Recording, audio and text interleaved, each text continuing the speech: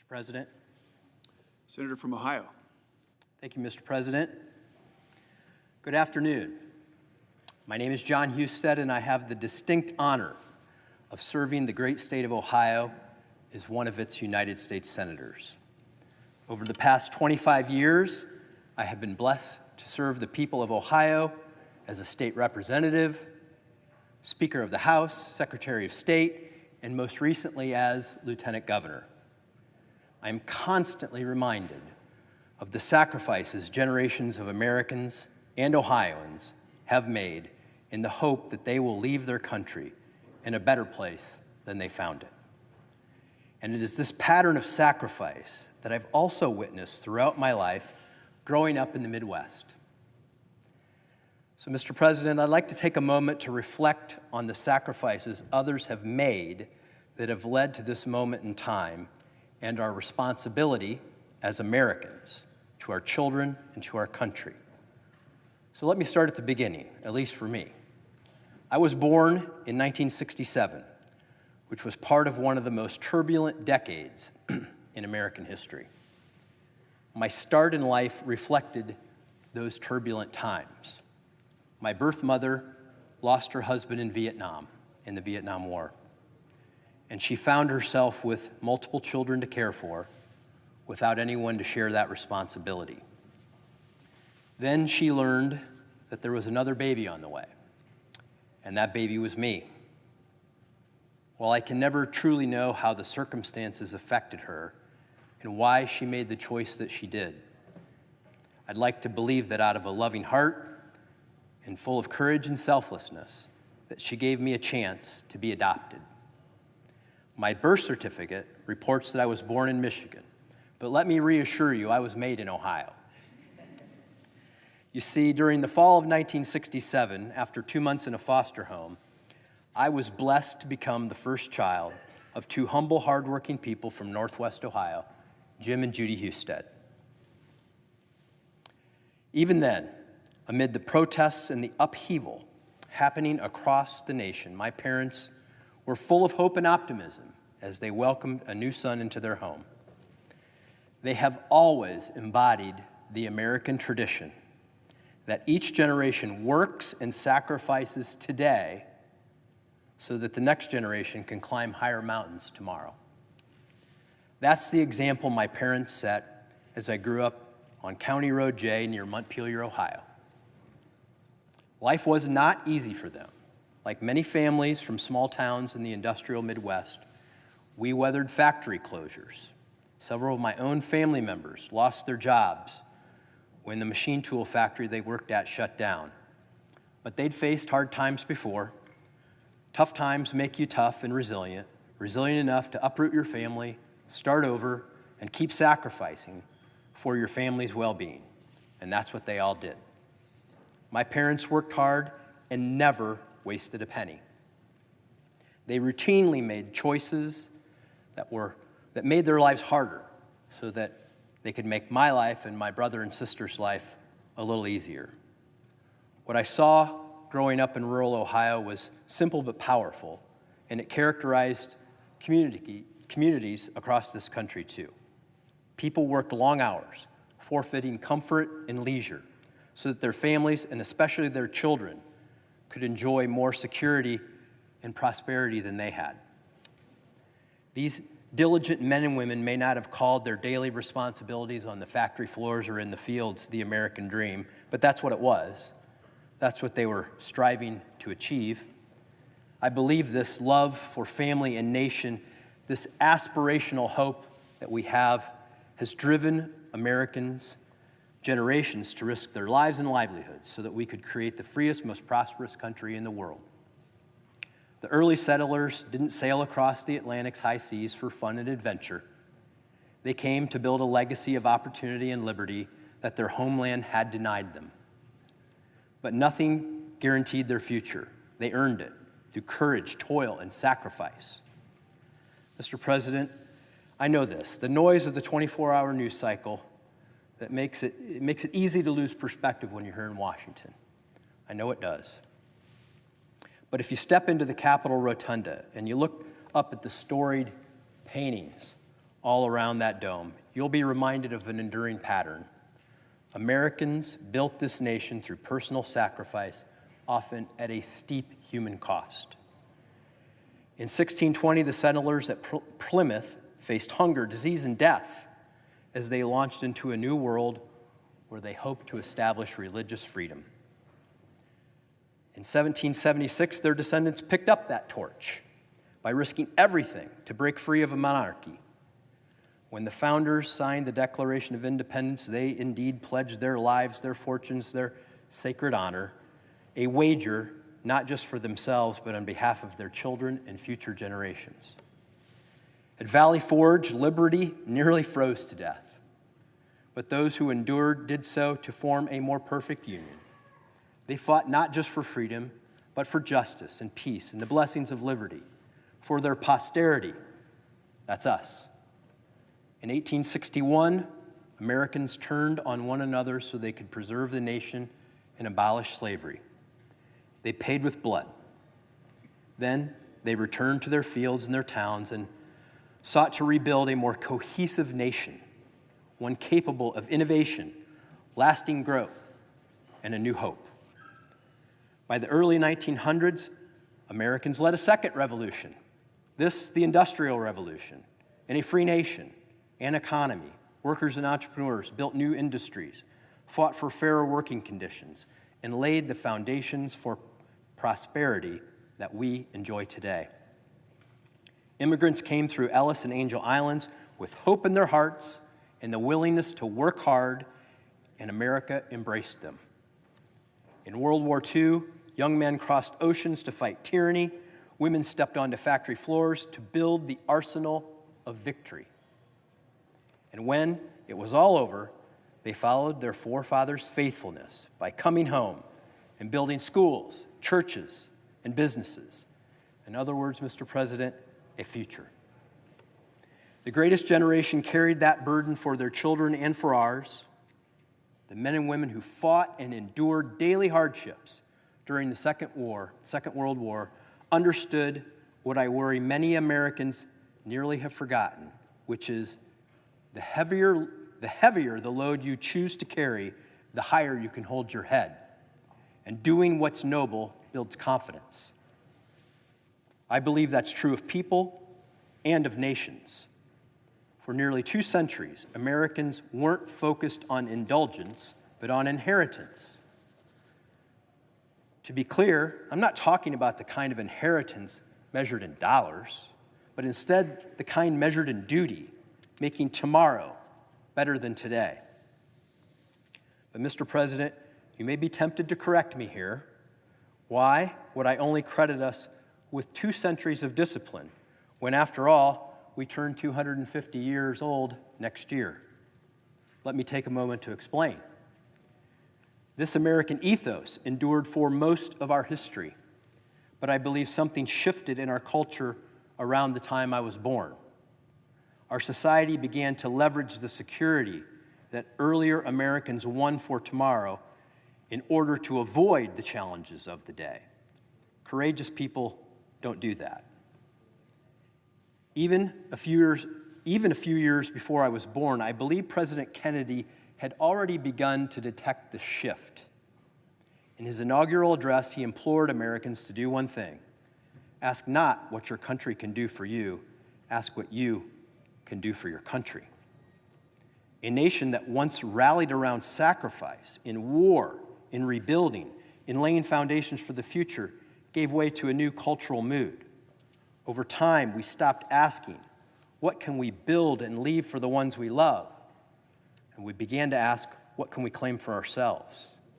We became obsessed with what we as individuals are entitled to, and we forgot how to plant the seeds and nurture them until the harvest.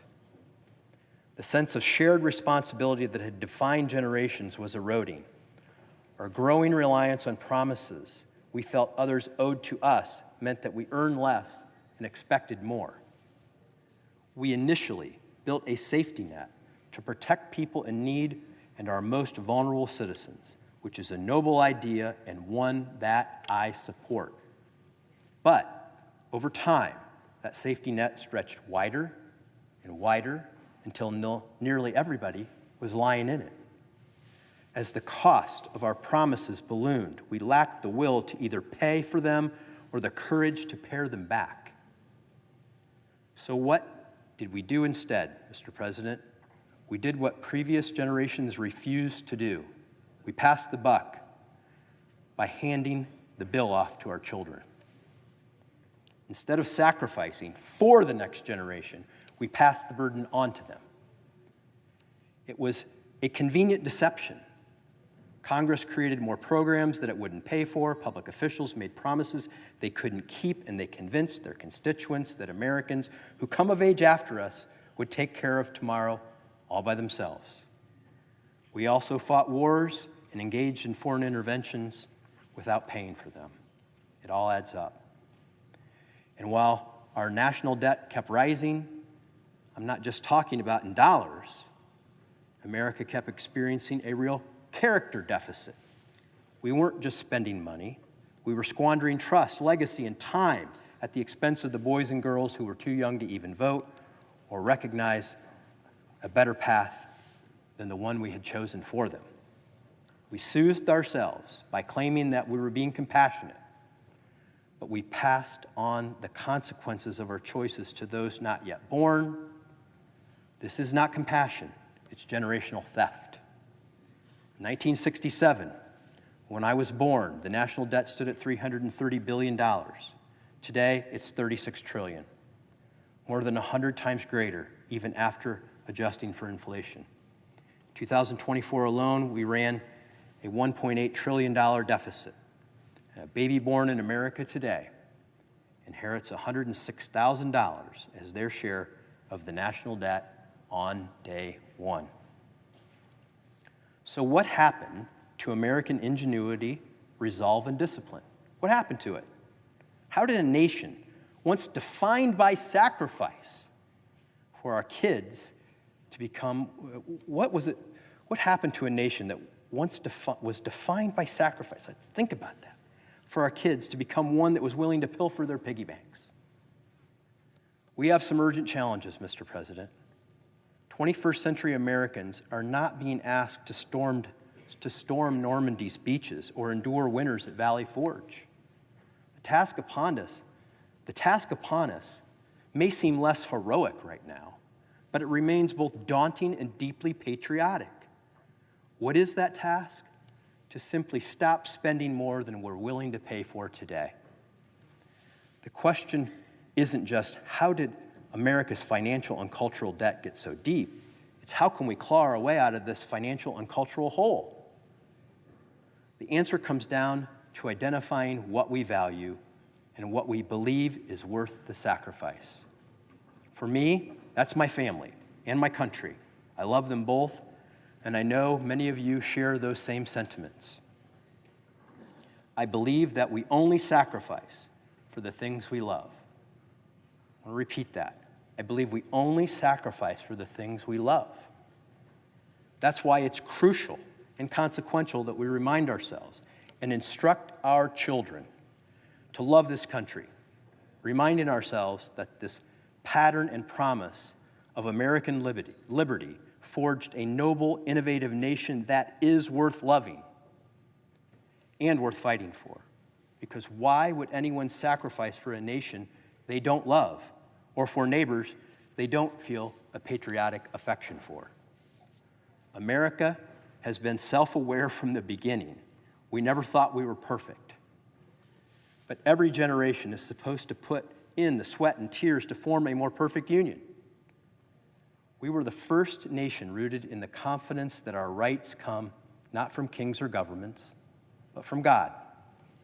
That we are endowed by our Creator with the inalienable rights of life, liberty, and the pursuit of happiness. It's a beautiful thought. That idea is exceptional. This country is exceptional. There are none like it in the world, and we must teach the next generation what our countrymen sacrificed to secure. And that's why this nation is worth loving with an active and enduring patriotism. Loving America doesn't mean agreeing with every policy or politician. It's not required. But it does require being confident in the idea of America and being willing to sacrifice for the cause of this nation.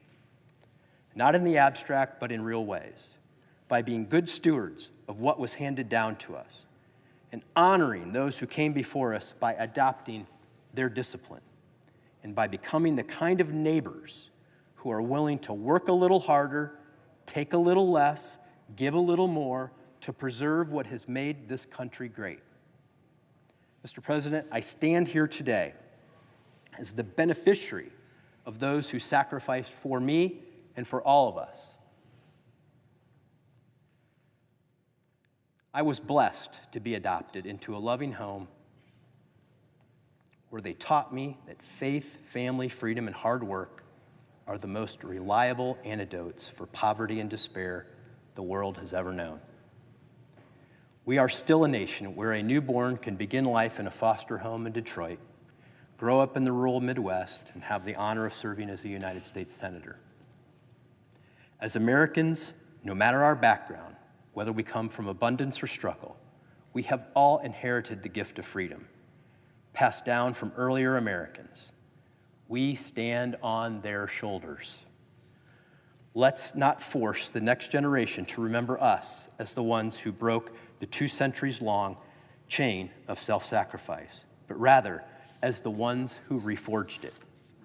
To my colleagues and constituents, count me in as one who is willing to do my part, to work hard, forego convenience, and reinforce that chain that will sustain our nation for future generations. I will listen to your ideas, and I hope you will listen to mine. I will operate from the principled belief that we must elevate liberty and personal responsibility above expedience and entitlement, and that our children should not have to pay the price for our lack of discipline. The America I aspire to serve is defined by courage and a love that refuses to take more than it gives. And as it has so many times in our history, may these convictions prevail in this chamber and in the classrooms, boardrooms, break rooms, and living rooms of these United States. Consider this my prayer for our nation, and may God work through us to make it so. Thank you. I yield, Mr. President.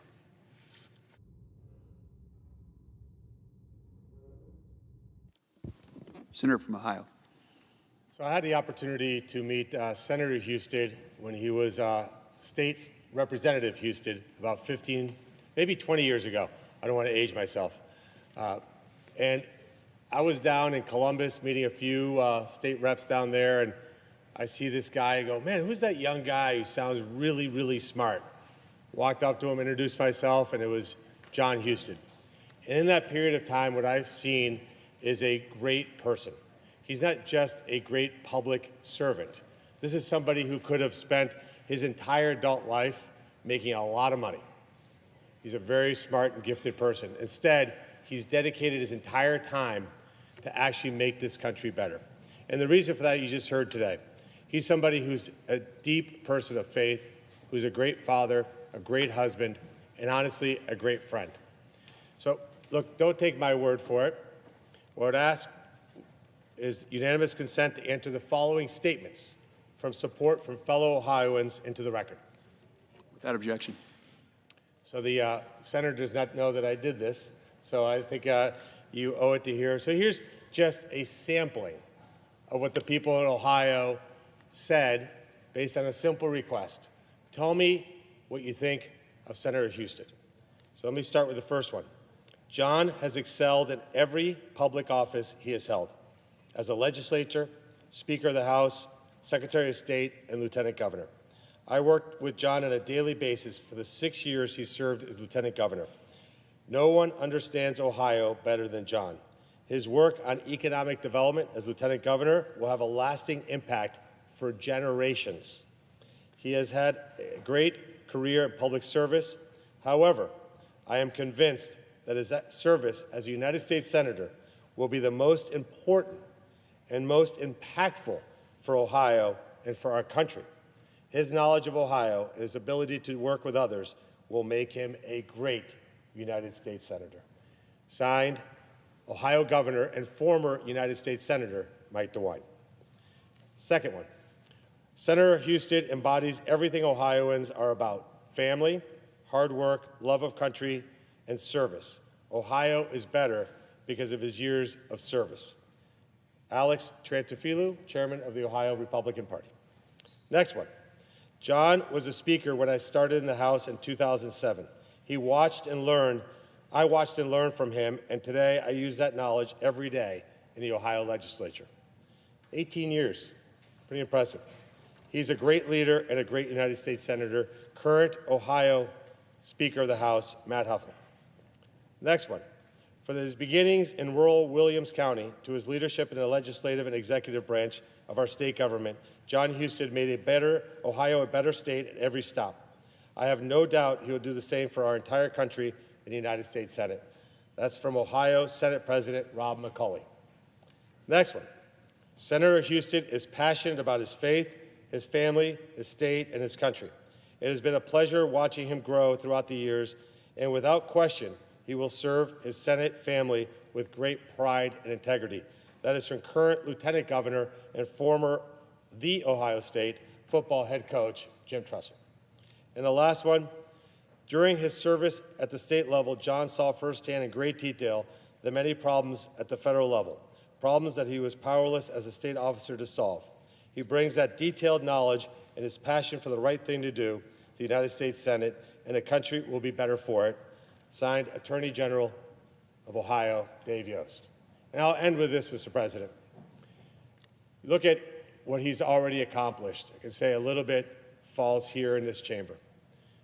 About 8 years ago, I remember sitting with Senator Husted, then Lieutenant Governor, candidate Husted, nominee Husted, in a little office building in downtown Cleveland. He said, I have an idea. It's going to be called Innovate Ohio. I said, Jon, what's that?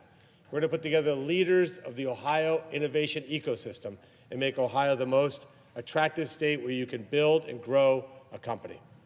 And we had our first meeting. So who was in that meeting?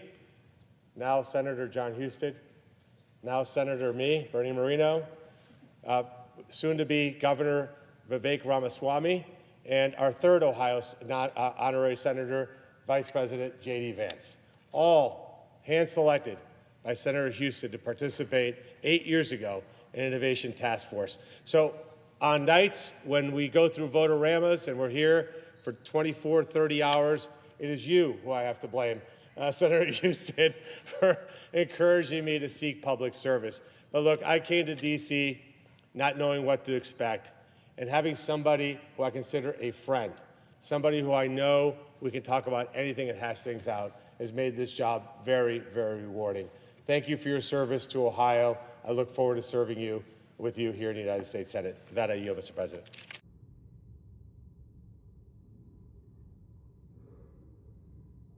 Mr. President. Senator from Kentucky.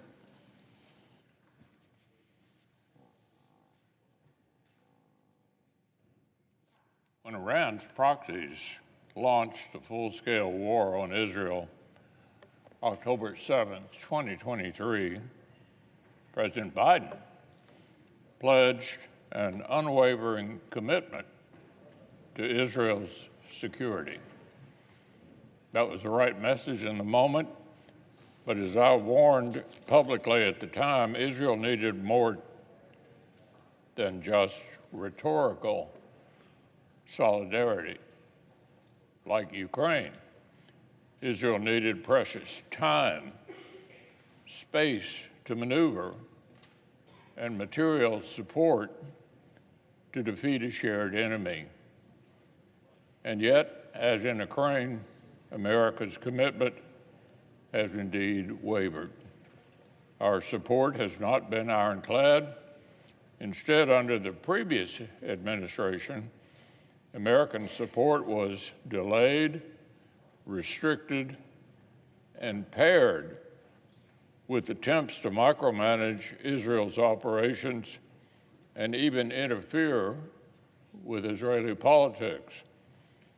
And at every turn, the progressive left and isolationist right hyperventilated about the specter of so-called forever war. Fortunately, Israel held its ground.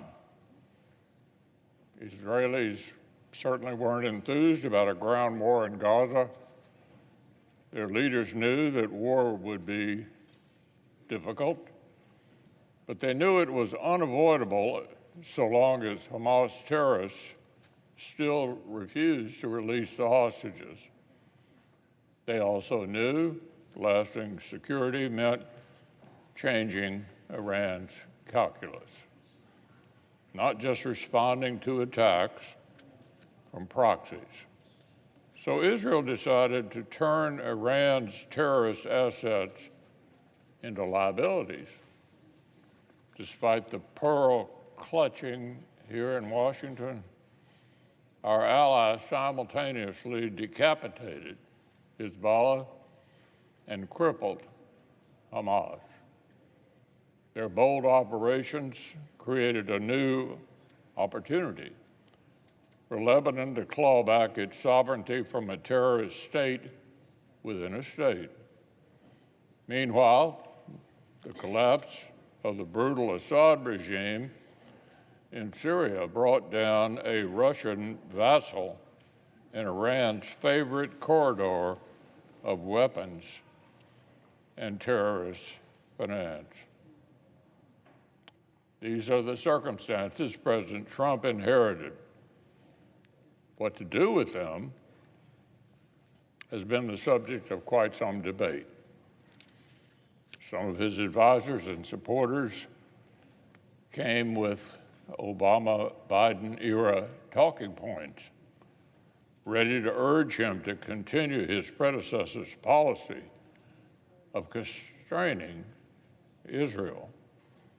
Some argued publicly that America had no vital or existential interest in the Middle East, or claimed the region was a distraction from other priorities. They warned of forever war.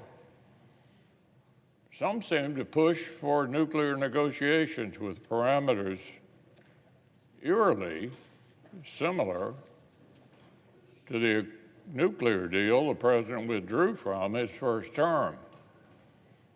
They even proposed Iran could keep enriching uranium until the president correctly quashed that idea. These mixed messages emboldened Iran and its proxies. After all, why give up if administration officials saw the Middle East as little more than a distraction, or if they seem as fearful of restoring deterrence as the previous guys?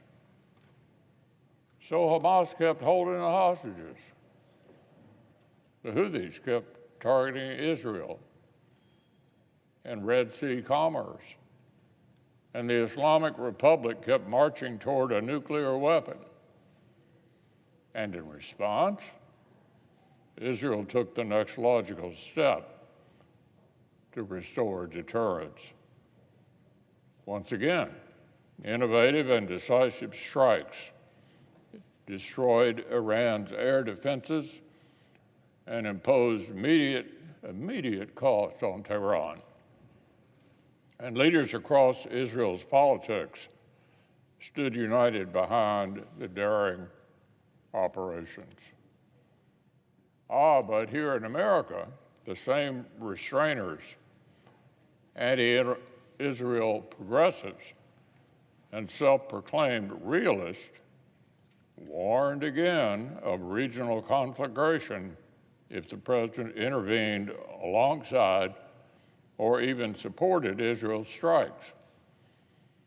The president's his own director of national intelligence traveled to Hiroshima to record a bizarre video, not as a warning against Tehran's nuclear ambitions, but presumably against American or Israeli operations to blunt them. Now, fortunately, the president rejected the pleas of appeasers and isolationists. The strikes he ordered dealt a massive blow to Iran's nuclear program. bolstered American credibility and strengthened U.S. and Israel leverage to end Iran's pursuit of nuclear weapons and its support for terrorism for good. Thanks to Israelis' historic efforts for more than a year and a half, Iran's ability to threaten regional stability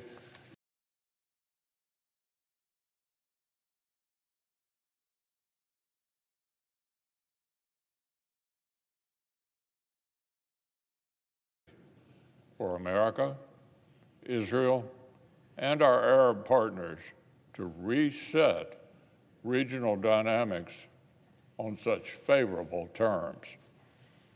Achieving it has required no large-scale deployment of U.S. ground forces. It required only supporting our friends. Israel is a close ally and a strategic asset, not a liability. And the strategic return on our investment in assisting Israel is incalculable.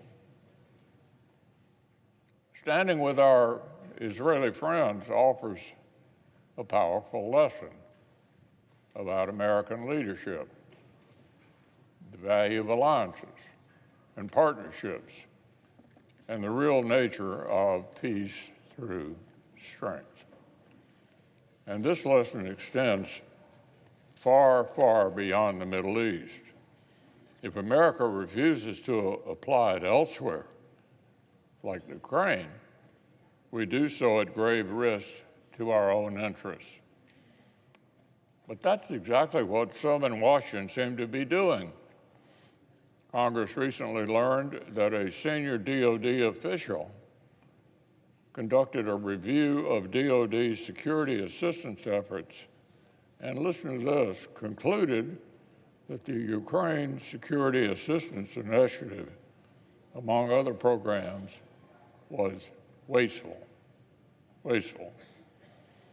This is a Republican administration panning a program created by the Republican Congress in 2015 to counter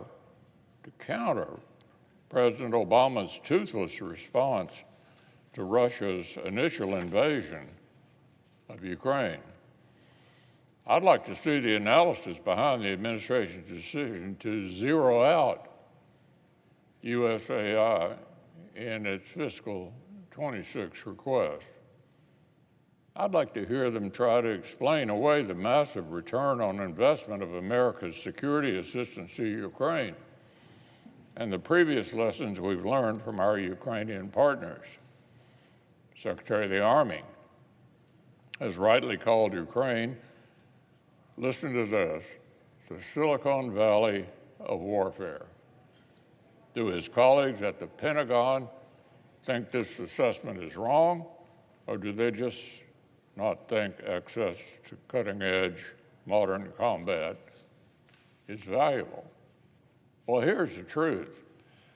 USAI and other security assistance efforts have helped us measurably address shortcomings in strategy, capabilities, production capacity that would have gone ignored until it was too late. It's an inconvenient reality for isolationists and restrainers, but for a tiny percent of our defense budget, we help the smaller military resist invasion by a vastly larger one and degrade a major U.S. adversary. As with Israel, Ukraine is fighting an adversary of the United States. Our support does not entangle us in a far-off foreign conflict.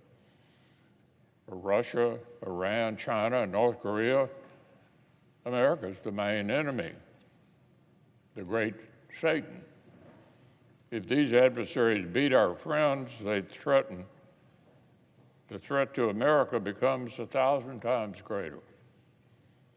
We should be grateful for friends so willing to defend our collective interests against common foes.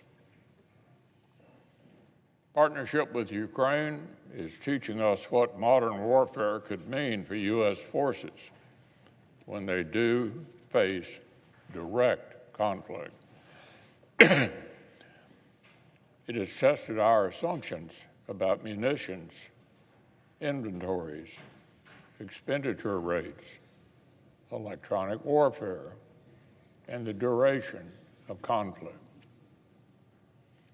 Without Ukraine's experience with U.S. weapons, we would have been surprised to find some advanced systems quickly rendered inoperable on future battlefields.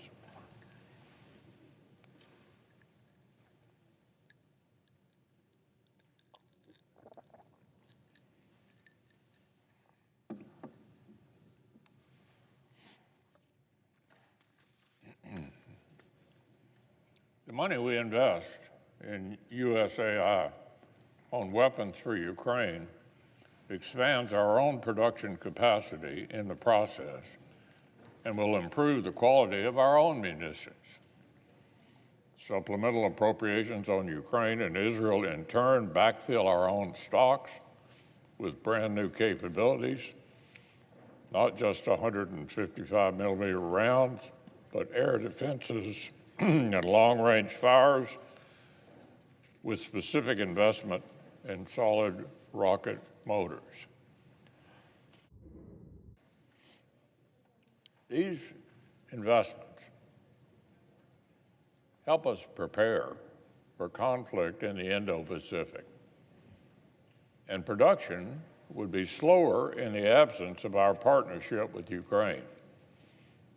Not doing more to address our growing defense needs isn't a failure of oversight, it's a failure of political will. Everyone wants to see an end to Russia's war in Ukraine, but the price of peace matters. If we want enduring stability in Europe, we can't fall for an illusory peace. We should know enough history not to dismiss this as merely a quarrel in a faraway country between two people of whom we know nothing. It is a major war of conquest in Europe, the most significant since the days of Nazi Germany. And allies and adversaries half a world away are watching it closely for clues about America's resolve. Certainly, Europe's deepening commitments to collective defense will make real peace more enforceable. The President's insistence has driven much of this progress. Putin's brutality has reinforced it. Since 2022, our European NATO allies have made historic investments in defense, often buying from us. And many are preparing to make even larger commitments at this week's NATO summit. All of that's good news, but we can't expect allies to continue signing up for 3.5 and 5% commitments if America insists on falling further behind. Likewise, we can't expect Putin to end his aggression if he thinks America's abandonment of Ukraine is just a matter of time. And we can't expect anyone to take America's threats and commitments seriously if we're content to let our own strength atrophy. A base budget request that cuts defense spending in real terms doesn't show Moscow we're serious, let alone Beijing. Leading from behind would be bad enough, but this is just plain falling behind. The strongest deterrence is denying an adversary's objectives through military means. Israel is restoring the deterrence in the Middle East. Ukraine is achieving it by holding its own against Russia, but it needs help. Recently, I've asked administration officials simple questions like, who is the aggressor in the conflict? The answer's pretty obvious. But a second, equally simple question seems to actually trip them up. Who do we want to win? Who do we want to win? The president made the right call to stand with Israel. I hope he'll also decide to stand with Ukraine, prevent Russian victory, and start reversing a dangerous downward trend in our own defense budgets. I hope he'll recognize Russia's attempt to tap him along for what it is. Putin is getting mixed messages from us. He thinks he has time. He believes the West is weak and divided. But the president, at very little cost, can shatter that illusion. It's time to impose sanctions, raise the price of Russia's aggression, redouble security assistance to Ukraine, and drive the Kremlin to seek peace. It's time for deterrence through denial.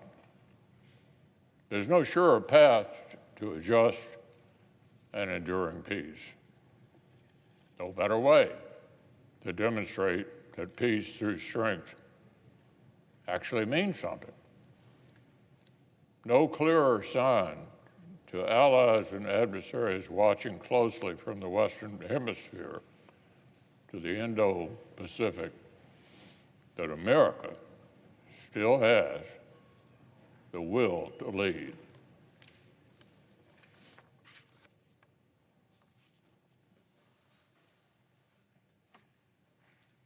I yield the floor. I suggest you have the floor. Would the senator withdraw his request? Yeah. Yes.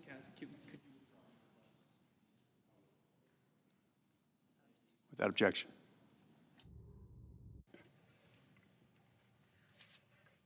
Mr. President, Senator from Louisiana. I ask unanimous consent that the following interns in my office be granted floor privileges until June 25th, 2025, Ava O'Neill and Alan Lamb. Objection.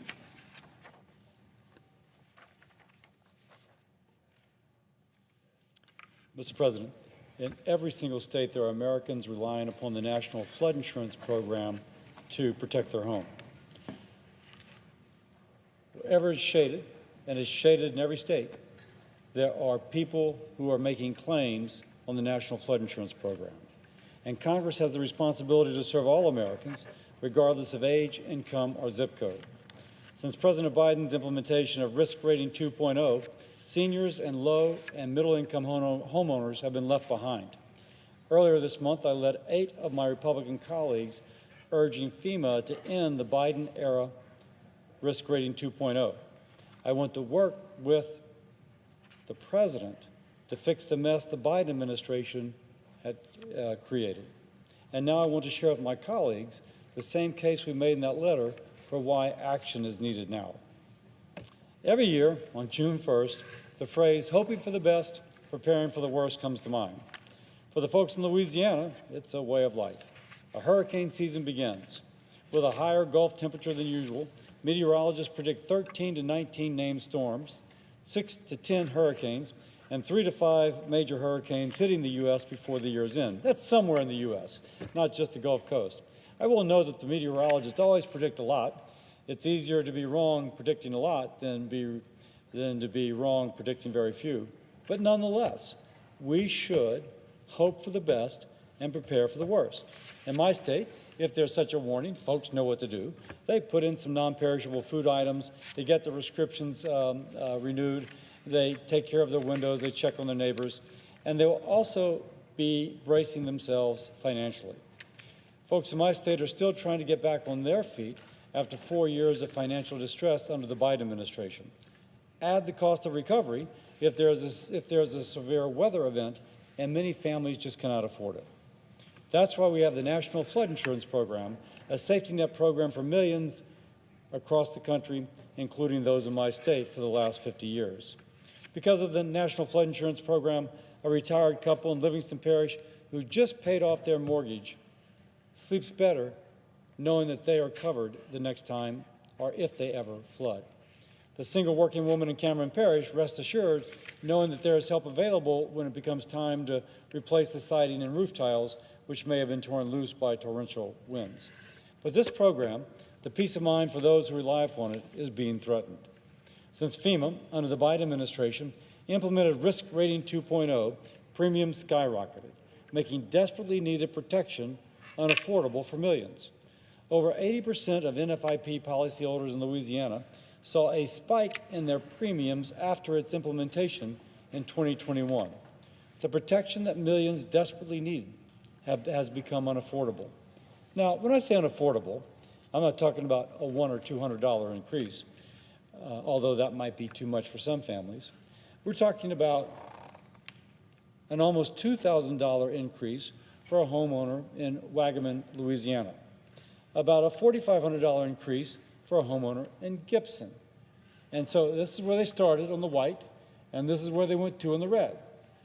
And so if you say unaffordable, for a family of limited means, paying almost $600 to go to $2,500, big jump, a 334% jump. To go from $600 to $5,100 is a 750% jump, and here in Belle Chase, Louisiana, goes from $570 to $8,800, over a 1,400% increase. Now, that's unaffordable. For a family with limited income, perhaps fixed income, to see that kind of jump is, one more time, unaffordable. So the question is, has FEMA been transparent about these increases? And the answer is no. In fact, some of these folks have never flooded. They're not really quite sure why their premiums are rising. But because they're rising so rapidly and so much, they have no option but to drop their NFIP coverage altogether, which of course is the worst possible situation because now they're totally vulnerable. It's important to note that Congress has not been allowed to weigh in on these increases. Under President Biden, Congress was stonewalled, and now with President Trump in charge, I trust there'll be more transparency into the Risk Rating 2.0 methodology than we've had. Do we have another? The American people, and certainly those in Louisiana, made it clear when they elected President Trump that they're ready to end the confusion and high prices of the previous administration. They were talking about the grocery store, the gas pump, and yes, also flood insurance. National Flood Insurance Program, and if you add to that homeowners, is the heart of the cost of living crisis Americans struggle with under President Biden. Now, we have a chance to bring down prices on flood insurance in the same way that President Trump has brought down all these other prices, gas, eggs, milk, you name it. And I wish to work with my Senate colleagues, my congressional colleagues, and with President Trump to make life affordable again. As hurricane season ramps up, the clock is ticking. Let's act now. And with that, I yield.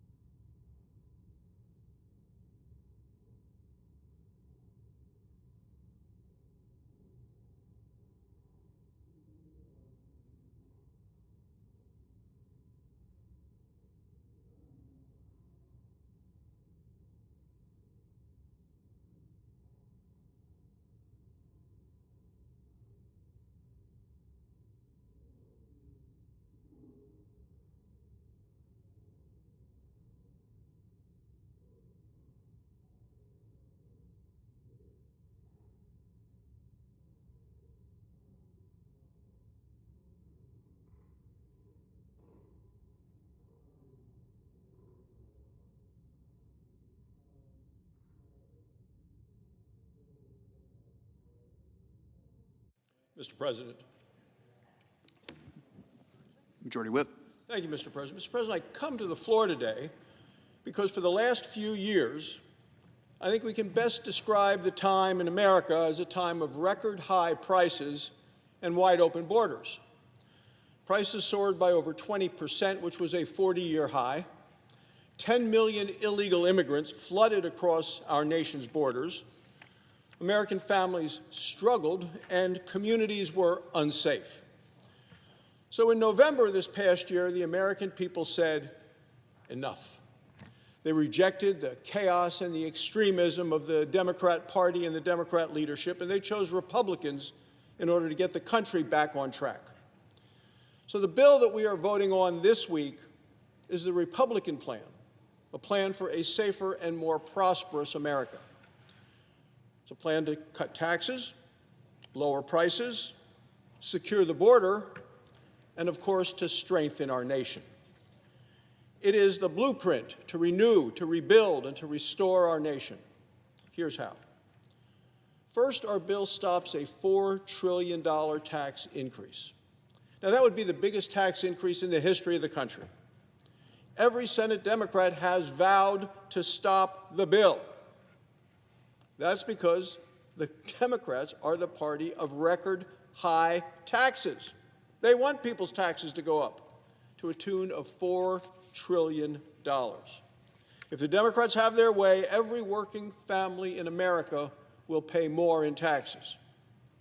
They'll see a higher tax bill next year. So if you make between $30,000 and $80,000 a year, when our bill passes, you're going to get a 15% tax cut.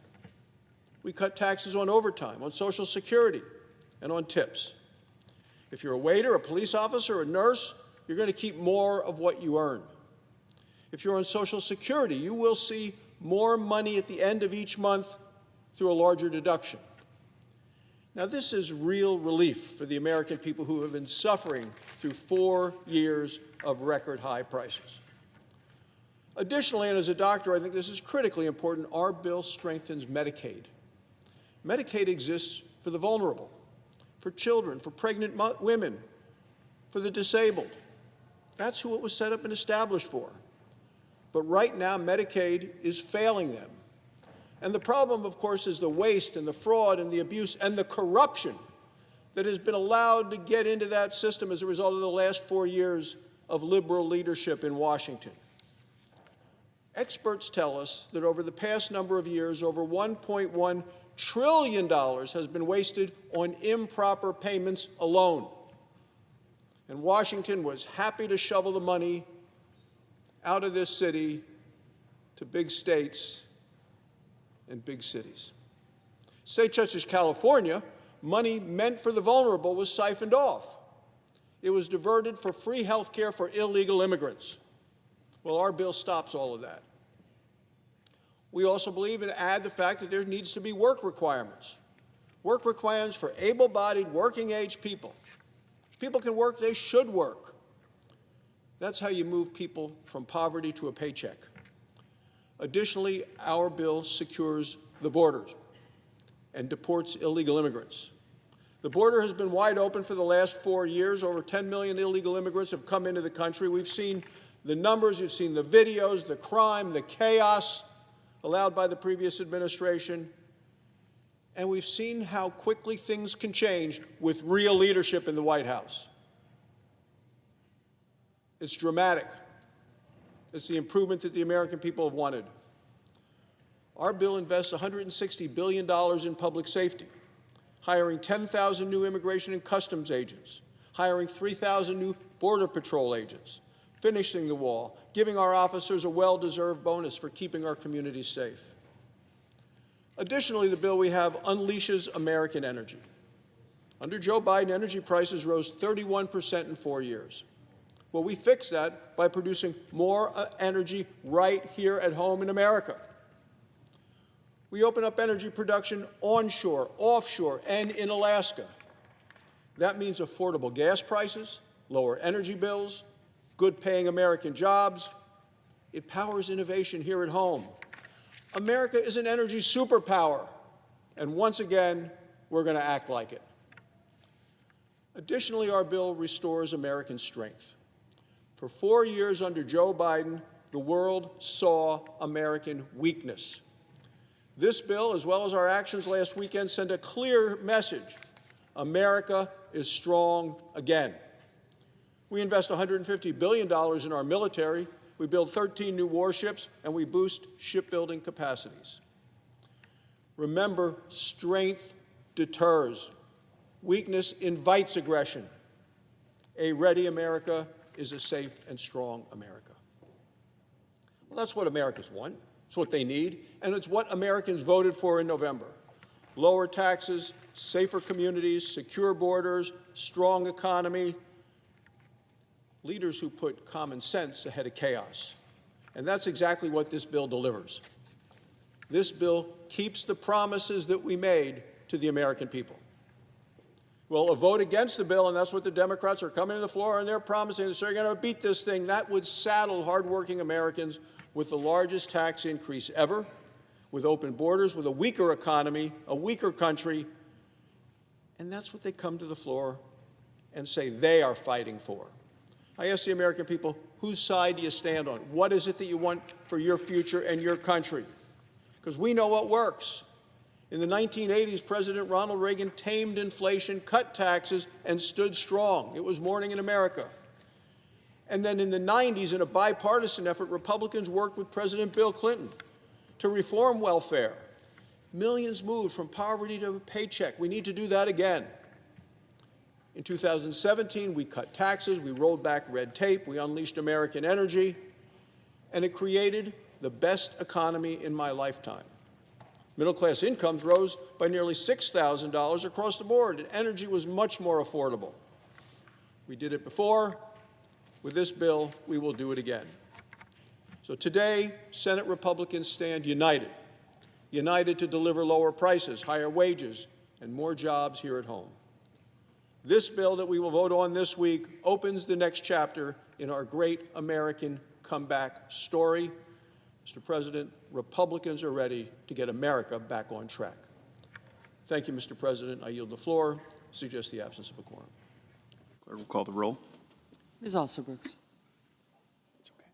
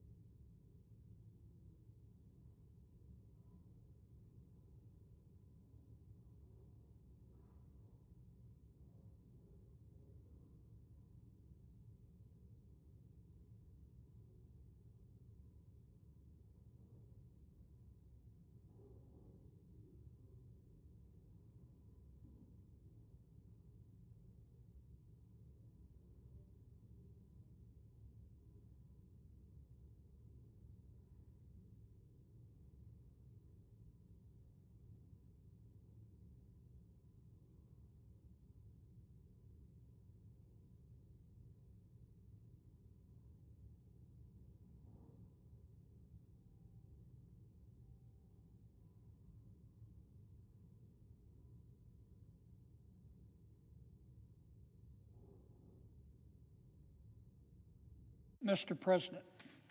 Senator from Louisiana. Mr. President, are we in a quorum call? We are. I ask that the quorum call be suspended. Without objection. Mr. President, I ask unanimous consent that the following summer associates in my office be granted floor privileges until June 25th, 2025. Parker Zito, Cole Carmouche, Camille Morrison, and Curtis Laurent. Without objection.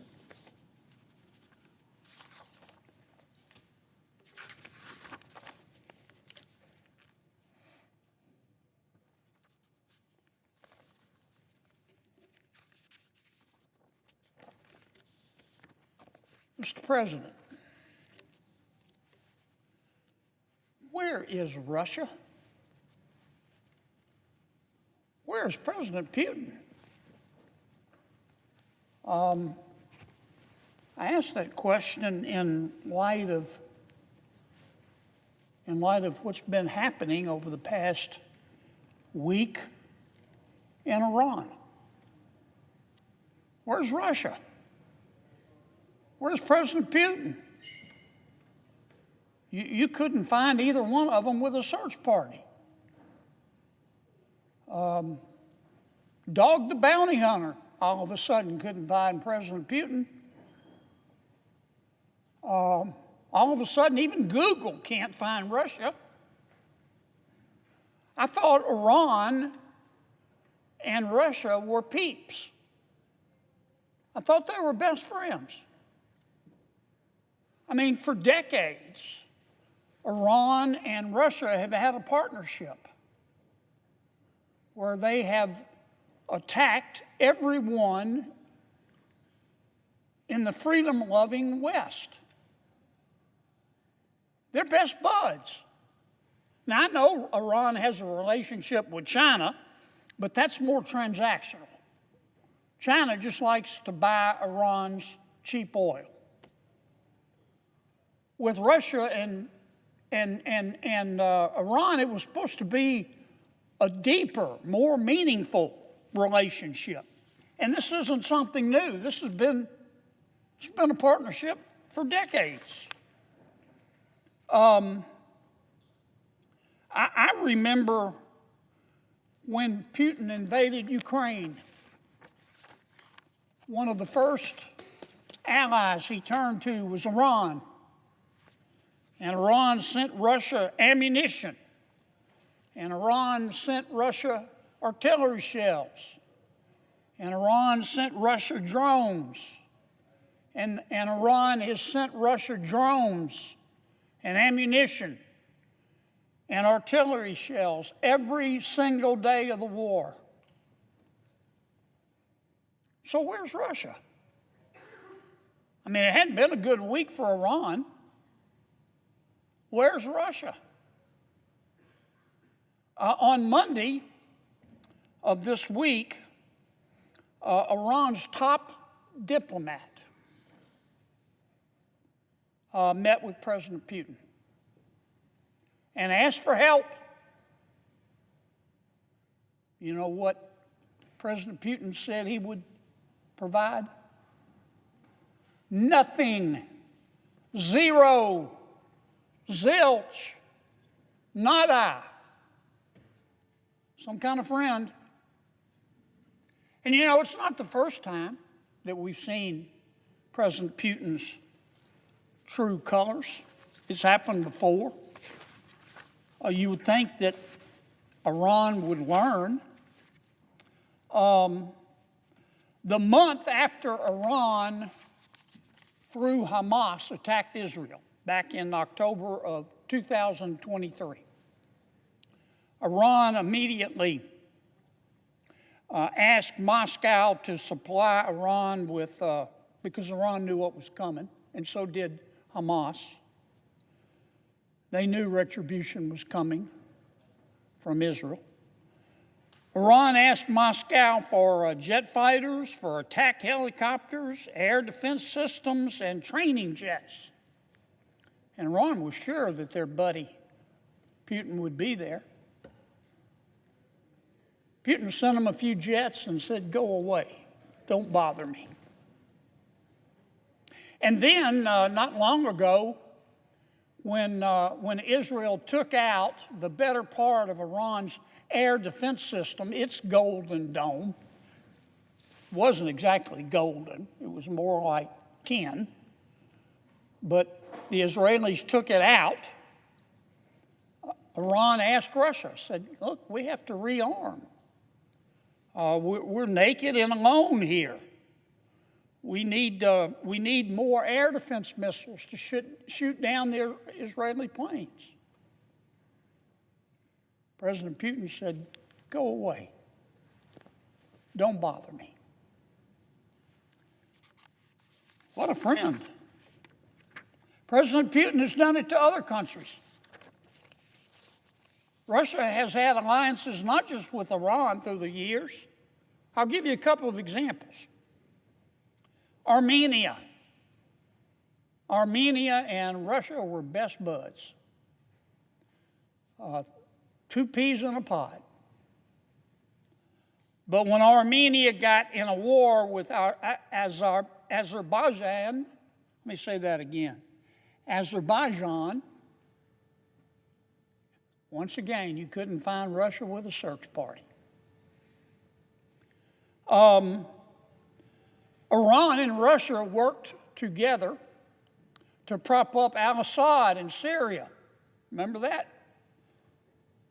When the people of Syria were revolting against Assad,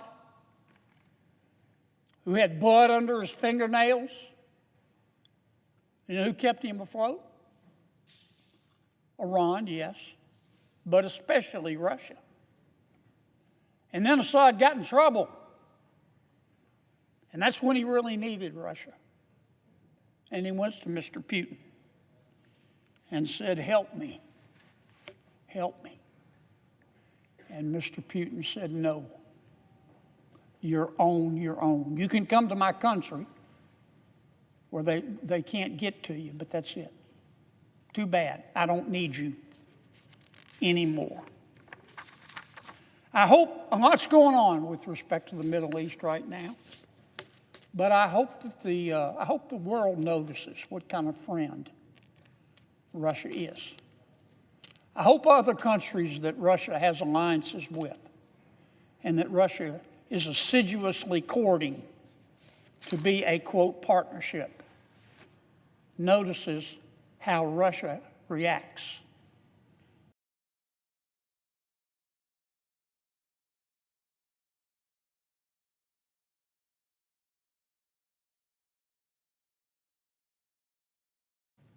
Now, I'm delighted with that. I'm just delighted. But this was very, very predictable. With friends like Russia, I say this to every country in the world that might be thinking about partnering with Russia. With friends like Russia, who needs enemies? Let me change the subject slightly, Mr. President. As you know, we're working hard on reconciliation.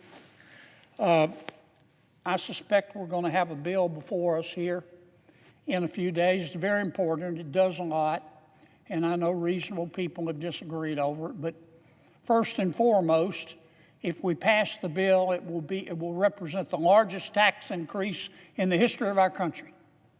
Let me say that again, because sometimes we tend to lose sight of the main purpose of the bill, of the forest, as we start battling about the trees. If we pass this bill, it will be the largest tax cut in the history of America. But the converse is also true.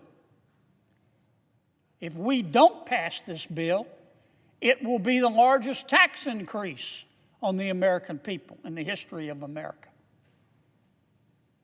So there are two doors here. Door number one, pass it, largest tax cut in the history of America.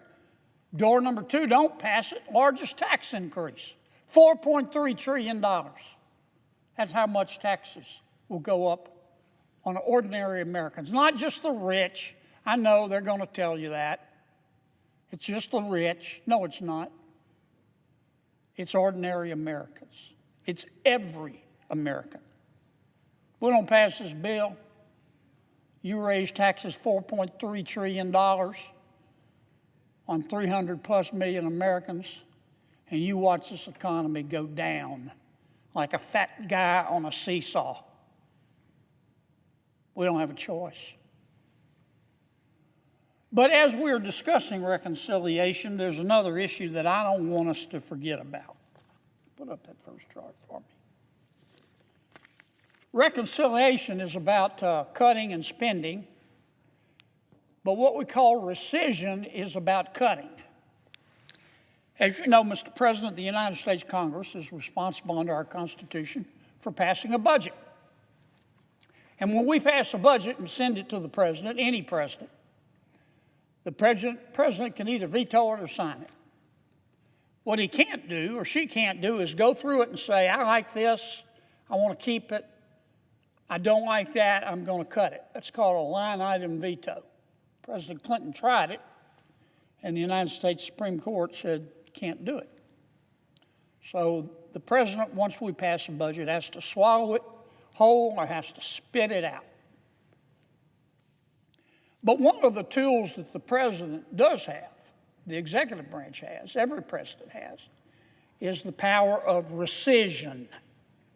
You're going to hear that word a lot, rescission. What does rescission mean?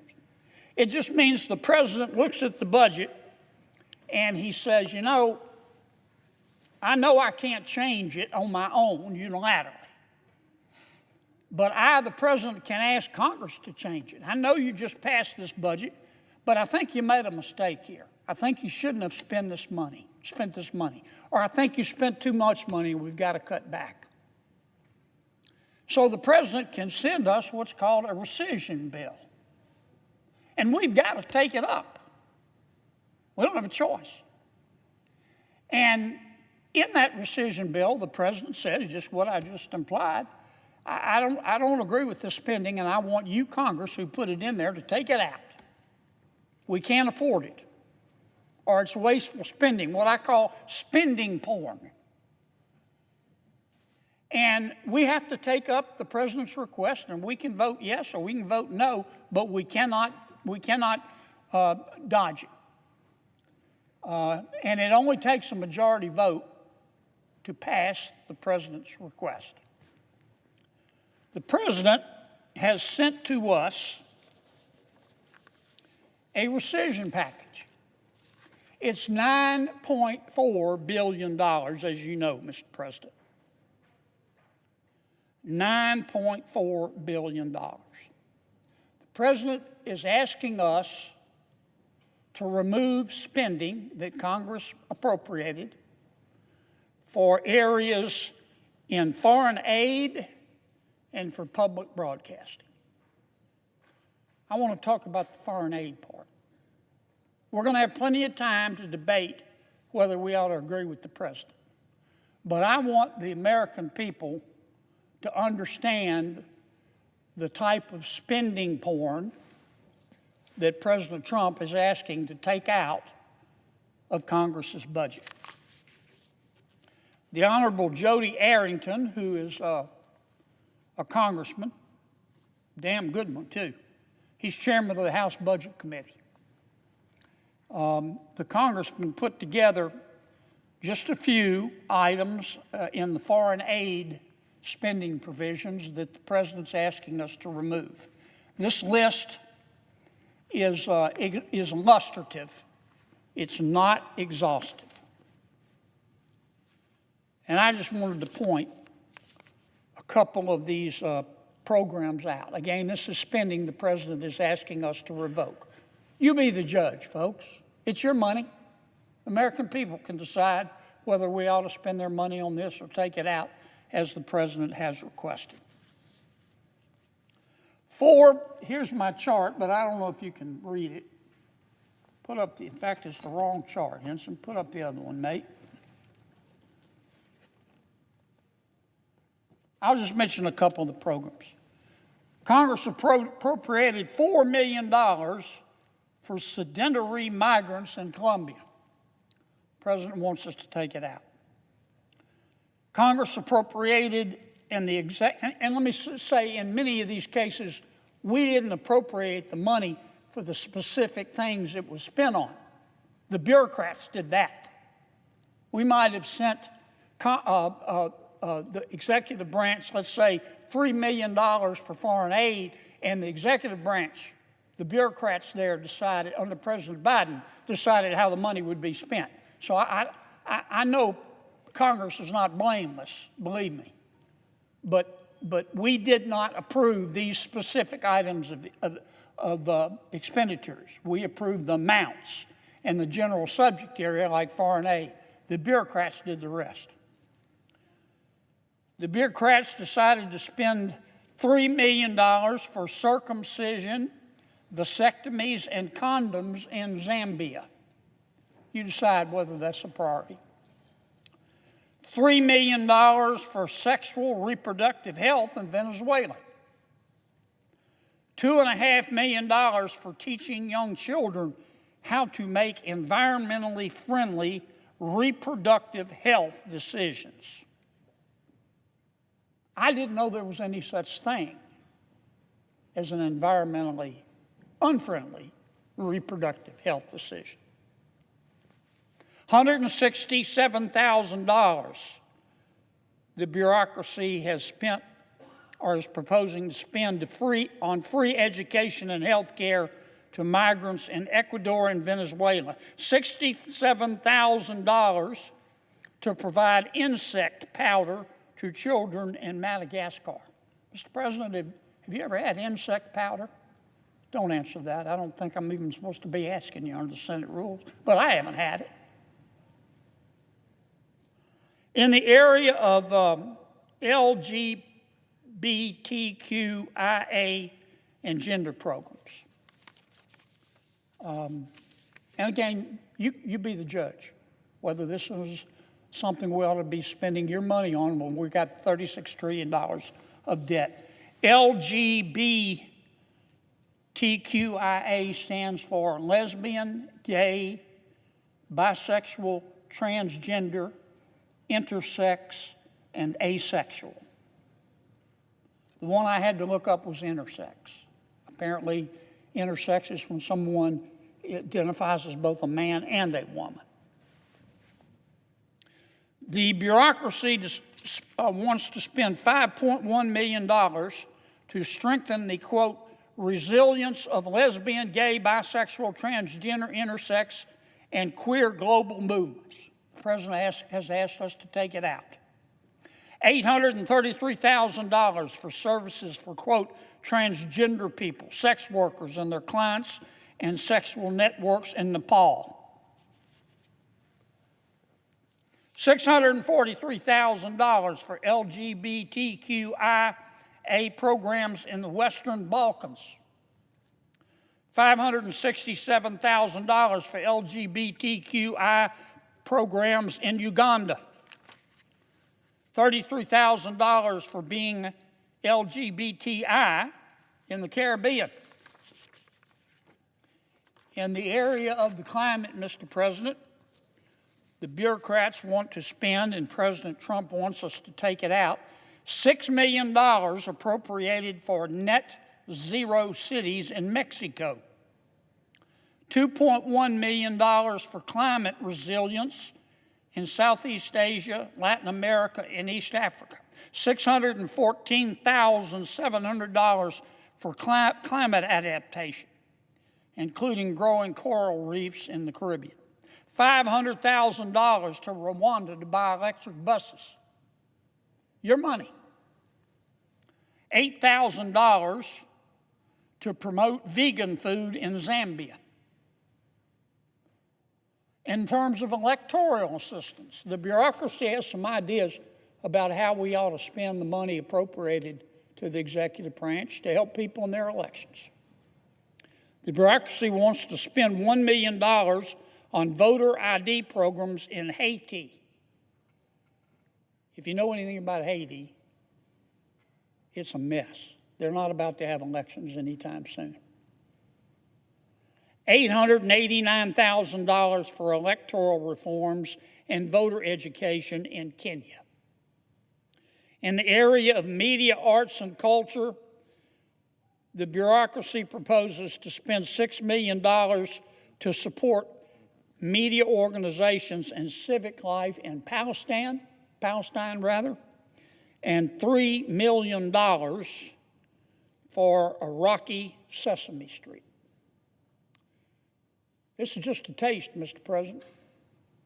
This list is illustrative. It's not exhaustive. So when you see us debating whether we should reduce the federal budget by $9.3 billion, which the House has already decided to do, and now it's our turn, and I say which I have repeatedly said and will continue to say, is that all the President is asking us to do is cut the spending porn from the budget. You can make up your own mind. It's your money. If you think you ought to be spending the money on this, encourage us to vote no. But if you think you could spend this money of yours better than the bureaucracy could, or we could spend it on our kids or our roads or our health care, then encourage us to vote yes. Thank you, Mr. President. I see my colleague, Senator Warren, is here, so I will yield the floor.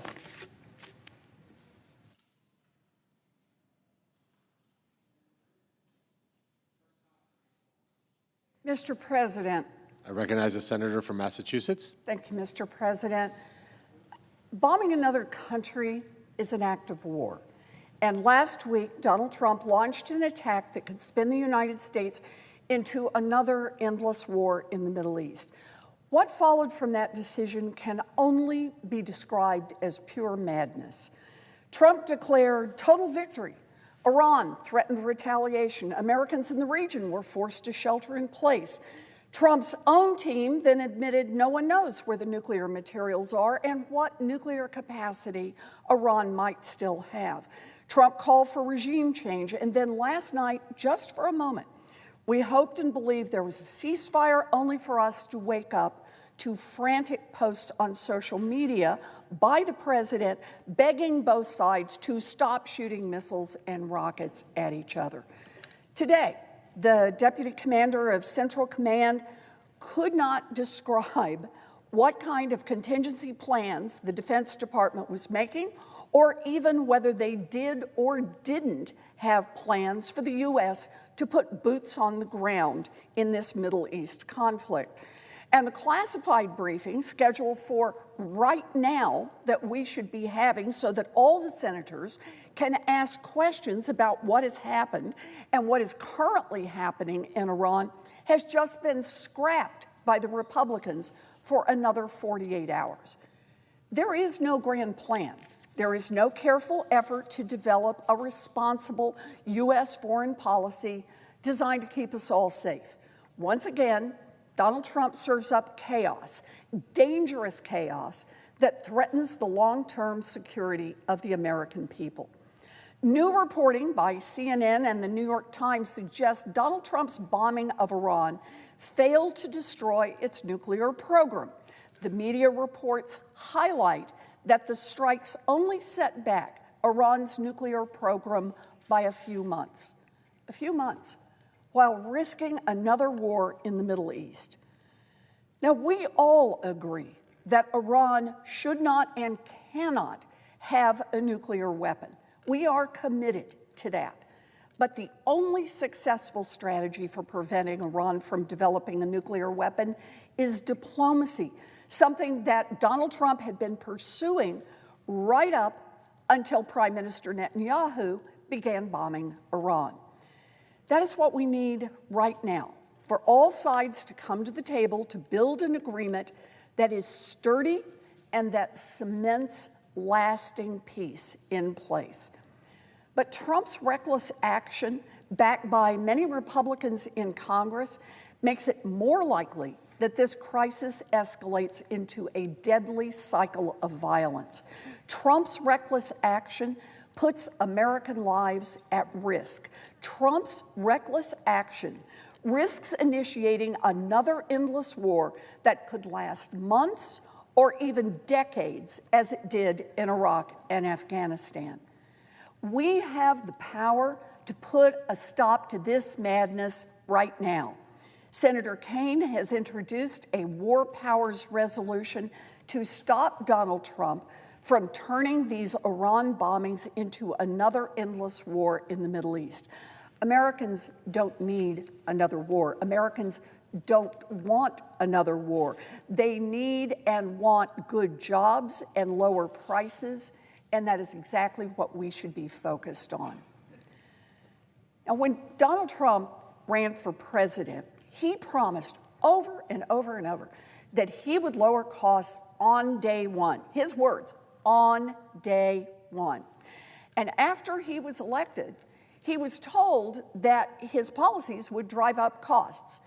Trump said he, quote, couldn't care less. Now we are on day 154, and costs are up. Families are paying more for gas, more for housing, more for electricity. Prices are even going up on baby strollers, or as Donald Trump calls them, the thing you carry babies around in. Yeah, Donald Trump, man of the people. So logically right now, Republicans in Congress are ramming through Trump's big, beautiful bill. A bill that is not designed to bring down costs, but that will rip away health care from over 16 million people and hand that money over to every billionaire CEO who paid to be in front row at Donald Trump's inauguration. For anyone who's watching, I'm here today to read into the record 10 ways that Trump's and Republicans' big, beautiful bill will make your life more expensive. 1, your utility bills may go up.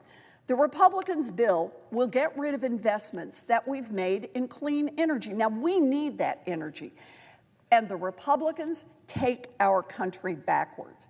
It also means that the price of electricity will go up for American families like yours. 2, your rent could go up. How? Republicans are trying to block state and local governments from fighting schemes that predatory housing companies use to artificially jack up the price of rent. 3, if you're a kid from a working class family and you don't have the money to write one check to pay for college, Republicans will make that even more expensive for you. That's right. Republicans want to make it more expensive for you to go to college. They are cutting Pell Grants. 4, Republicans are making your student loan payments go up. Independent experts explain that by changing how student repayment plans work, Republicans could raise your student loan payments by an average of $400 a month. 5, Republicans are making it more expensive to go to medical school. I cannot believe I have to say this, but rich kids should not be the only ones who can become doctors. But this bill would limit how much you can take out to go to medical school, how much you can get in loans. 6, Republicans are making the cost of groceries go up with this bill. They are cutting food assistance, or SNAP, by nearly $200 per person per year. More than 7 million people will have less help, including more than 4 million people who will lose their food assistance altogether. 7, Republicans are increasing the cost of prescription drugs for millions of Americans. By demanding that states require higher copays for prescription drugs from $4 to $35, the cost of a prescription will go up nearly 900% for people on Medicaid.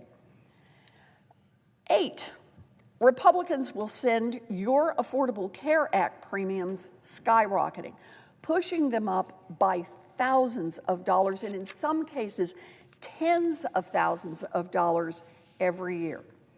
9, Republicans will drive up the cost of private health insurance. More than half of all Americans get their insurance through their employer, when a portion of the uncompensated care that happens under the Republican bill is shifted to private insurers, experts estimate that the cost to your family will be increased by hundreds of dollars a year. And 10, Republicans are ripping health care away from Republicans are ripping health insurance away entirely from 16 million people. For those people who will be uninsured, the cost of essential services like X-rays and blood tests will go up. A trip to the emergency room, if God forbid there's an accident, could mean that they go bankrupt. And that's just 10 ways that this bill could raise your costs. That's bad. But what makes the bill worse is that the money you lose does not pay down the national debt or help us rebuild our roads and bridges. Nope. The money you lose will be handed directly to a handful of giant corporations and billionaires in the form of new tax giveaways. Yes, Republicans are stealing your health care to pay for Jeff Bezos's third yacht. And at the same time that working families are worried about war and are scraping together enough money to put food on the table, Jeff Bezos is already celebrating by renting out Venice, all of Venice, for his $10 million wedding. Wow. With control of the White House, the Senate, and the House of Representatives, this is what Republicans decided to do with their power. They decided to drive up your costs and rip health care coverage from millions of people. Really, just imagine that. The Republicans have virtually unlimited power, and they want to use it to kick newborn babies out of the hospital and take wheelchairs away from people with disabilities, all so they can give that money to their billionaire friends and their big corporate donors. It is sickening, and I am angry. I am angry because I believe it shouldn't just be rich kids who are able to afford a trip to the hospital when they fall down and break an arm. I am angry because I believe it isn't just babies from wealthy families who should be able to afford a trip to the pediatrician when they get an ear infection. I am angry because I believe it isn't just parents who are Wall Street bankers who should be able to pay for cancer treatments for their kids. Our nation is better than that. My Republican colleagues should feel ashamed. Experts have run the numbers. 51,000 more people every year will die unnecessarily if this Republican bill becomes law. And the Republican reaction, Senator Joni Ernst proclaimed, well, we're all going to die. And as recently as today, Mitch McConnell is telling Republicans behind closed doors that their party can take a sledgehammer to Medicaid and ignore people's concerns because, quote, they'll get over it. Really? Seniors in nursing homes who get kicked to the curb won't get over it. Little kids who find their mom or dad on the kitchen floor after they couldn't afford insulin won't get over it. Parents who rely on Medicaid to take care of their kid with a disability won't get over it because, make no mistake, people won't stop getting sick. They'll just stop getting care. And it doesn't matter if you're in a red state or a blue state either. And no, if Senate Republicans cut Medicaid, we will not get over it. We will hold you accountable at the ballot box. But right now, this bill is not law. We still have time to stop it, and that is exactly what we should do. Democrats will vote no. We will all vote no. We just need a few courageous Republicans, people who care more about working people instead of billionaires, just a few courageous Republicans to join us and to stop the big, beautiful betrayal from becoming law. Thank you, Mr. President. I yield the floor.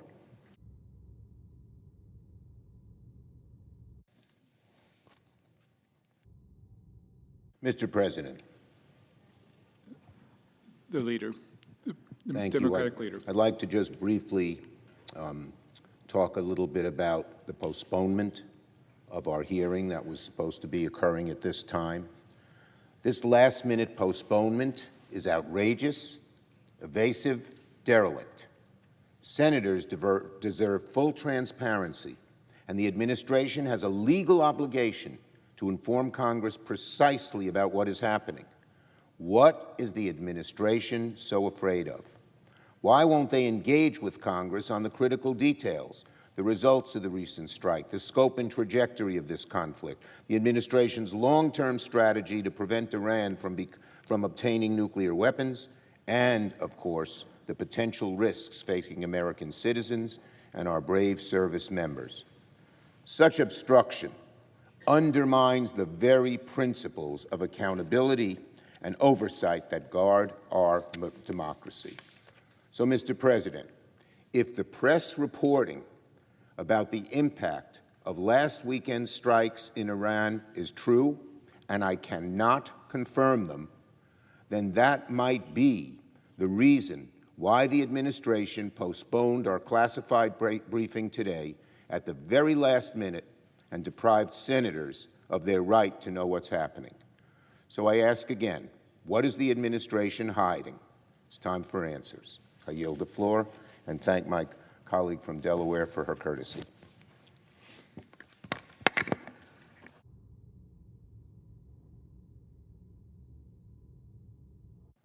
Mr. President. Senator from Delaware. Thank you, Mr. President. There are moments in our lives when everything changes, when the world shifts underneath you and a new reality forms. These are moments when you remember exactly where you were, what you were doing, and who you were with. June 24th, 2022 was one of those days. 3 years ago, I marched with my House colleagues to the Supreme Court. I stood in solidarity with Democrats and Republicans alike.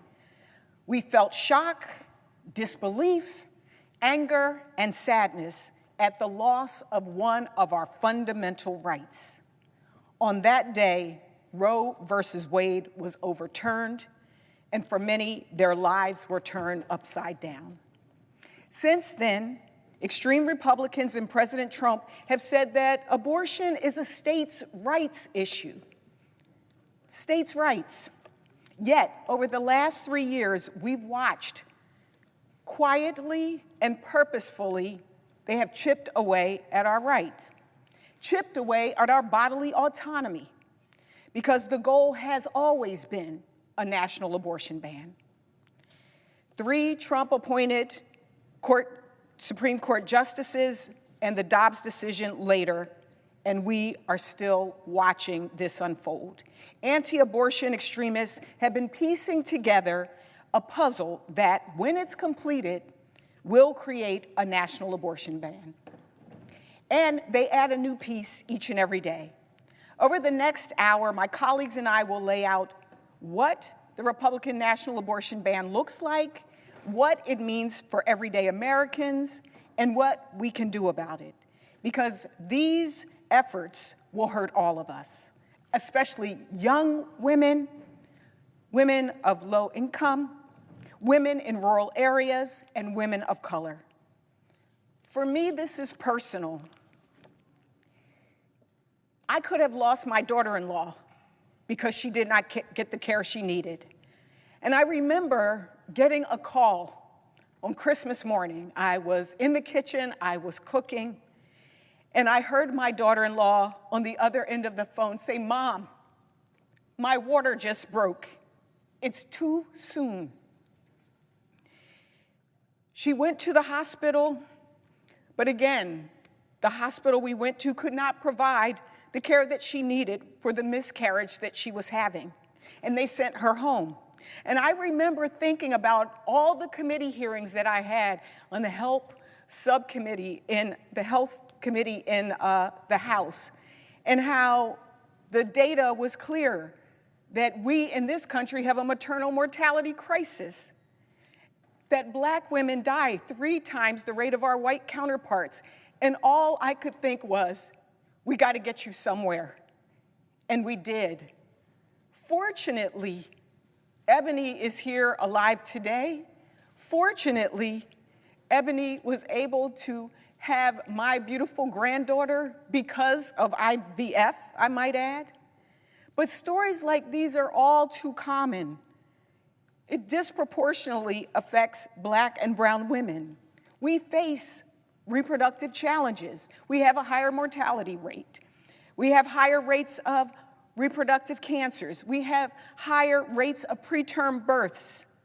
Like I said, this is personal. We're here today to show the American people that we did not forget about the Dobbs decision, especially because the majority of Americans, Democrats, Republicans, and independents, believe that we should have legal and safe abortions. We're here today to tell the Republican Party you can't have it both ways. You can't claim to be the party of personal freedom while telling us what to do with our bodies. President Trump, you can't claim to be the fertilization president while making it more dangerous for women to give birth. You can't claim to be the party of strong economic growth while cutting Medicaid, food assistance, and child care for many women who needed to participate in the workforce, and all to give tax breaks to people who already have all of these resources. We're here today to show extreme Republicans across the nation that we see what you're doing, quietly assembling the pieces of the puzzle. And when it is completed, it will strip Americans of their access to abortion care in red states and blue states. We're here to show just how important it is that we fight this reconciliation bill. Whether you call it a big bad bill, whether you call it a big ugly bill, whatever you call it, this is the moment for people to speak up, because it is just another piece of the puzzle. And we're here to shine a light on the ultimate goal of a national abortion ban. I stand here and I think about the young women that I saw as I came to this floor. I think about my niece. I think about my daughter. And I think about my granddaughter. And the fact that they now have less rights than I did, than my mother did, and than my grandmother did. And that today it is important for us to not forget and to make sure that we recognize what this is all about and that we want the best for our young people in this country. And so with that, I'm going to yield the floor to my colleagues. Senator Wyden. President. Senator from Oregon. Thank you.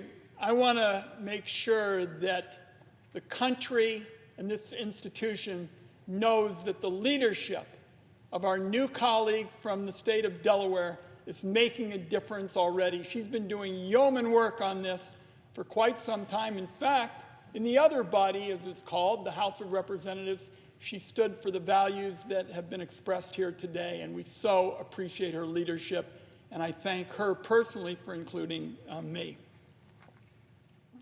Mr. President, we're on the floor to mark an anniversary of what was essentially the end of women having power over health care decisions. Before Roe versus Wade was overturned, many of my Democratic colleagues and I warned that it would be deadly for women. We were labeled liars and gaslighters and fearmongers. And unfortunately for the women of America, you don't have to take our word for it.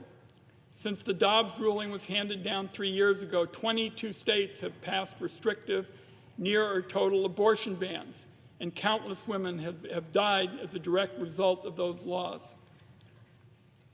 In Georgia, Amber Nicole Thurman died after she developed an infection during pregnancy and was denied life-saving reproductive care under her state's new abortion law. In Texas, Portia Gomezi, A mom of 2 was expecting her 3rd child when she suddenly developed complications and began miscarrying. She died after going to the ER, where she was denied the care she needed. And she was left, Mr. President, to bleed out, all because her doctors were too scared to perform the necessary medical care under Texas's abortion law. Josely Barnica of Texas was pregnant, hoping to give her daughter another sibling when she developed complications with her pregnancy.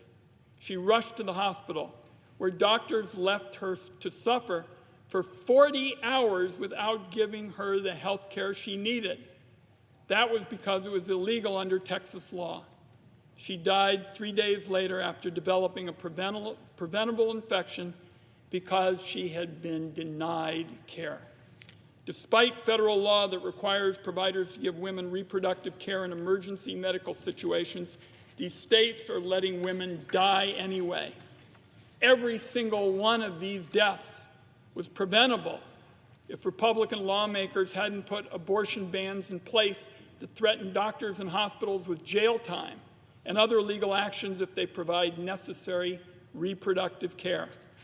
Many of the women hurt by these abortion bans are already mothers or women hoping to start a family. But because they're being denied necessary care, those that don't die are often being left with complications that take away their ability to have kids in the future. In Tennessee, Brianna Cecil had to travel out of state, all the way to Chicago to get an abortion after a complication with her pregnancy.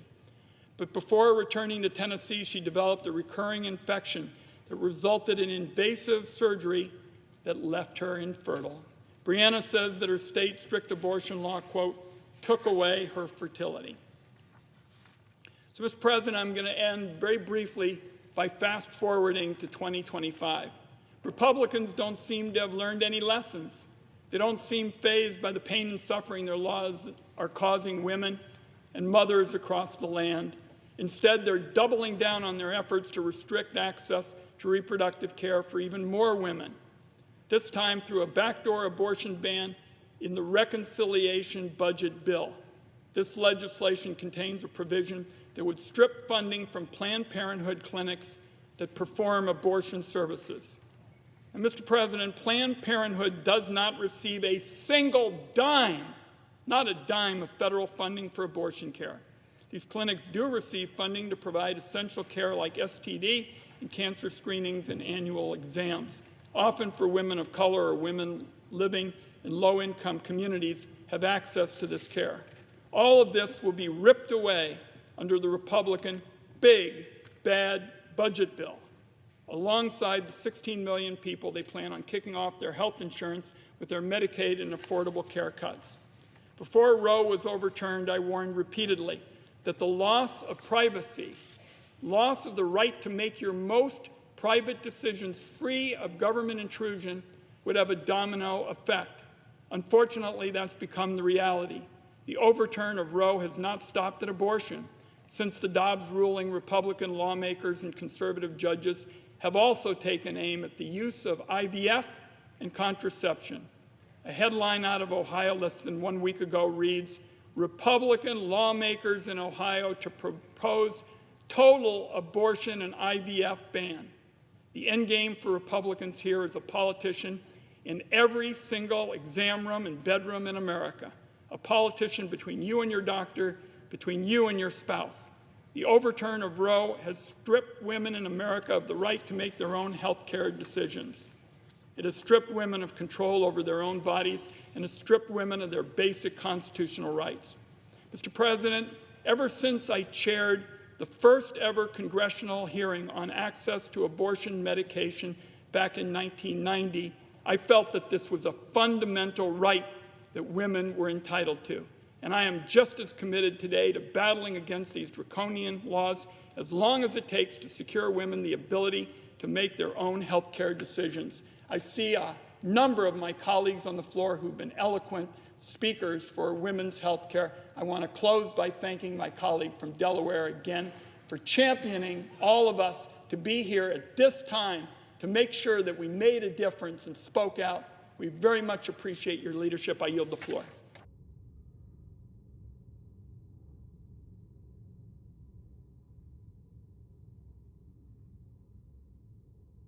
Mr. President, Senator from Wisconsin. I rise today to mark 3 years since half of America was stripped of their reproductive freedom. That's 3 years of women having fewer constitutional rights and freedoms in this country than their mothers and grandmothers.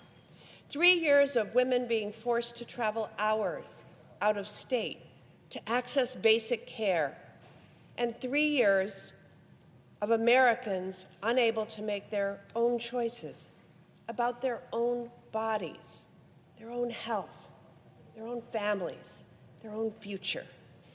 In Wisconsin, women don't have to imagine what the consequences of Roe v. Wade being overturned would be like. We lived it. For 15 months in my state, women were sent back to live under a law that was passed before the Civil War. Yes, you heard me correctly.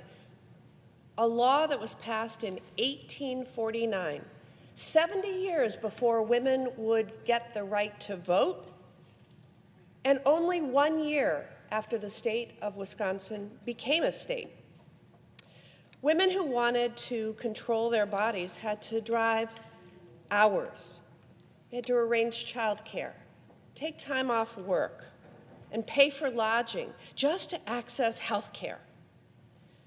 Other pregnant women in our state bled in hospital parking lots for hours until they were on the verge of death before they were legally allowed to receive care.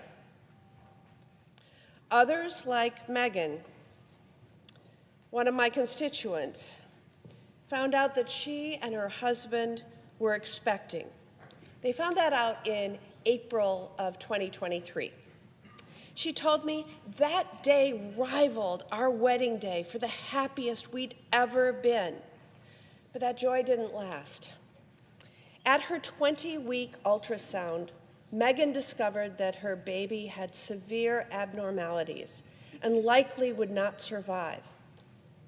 What's worse, every day that Megan remained pregnant, her life was in danger too.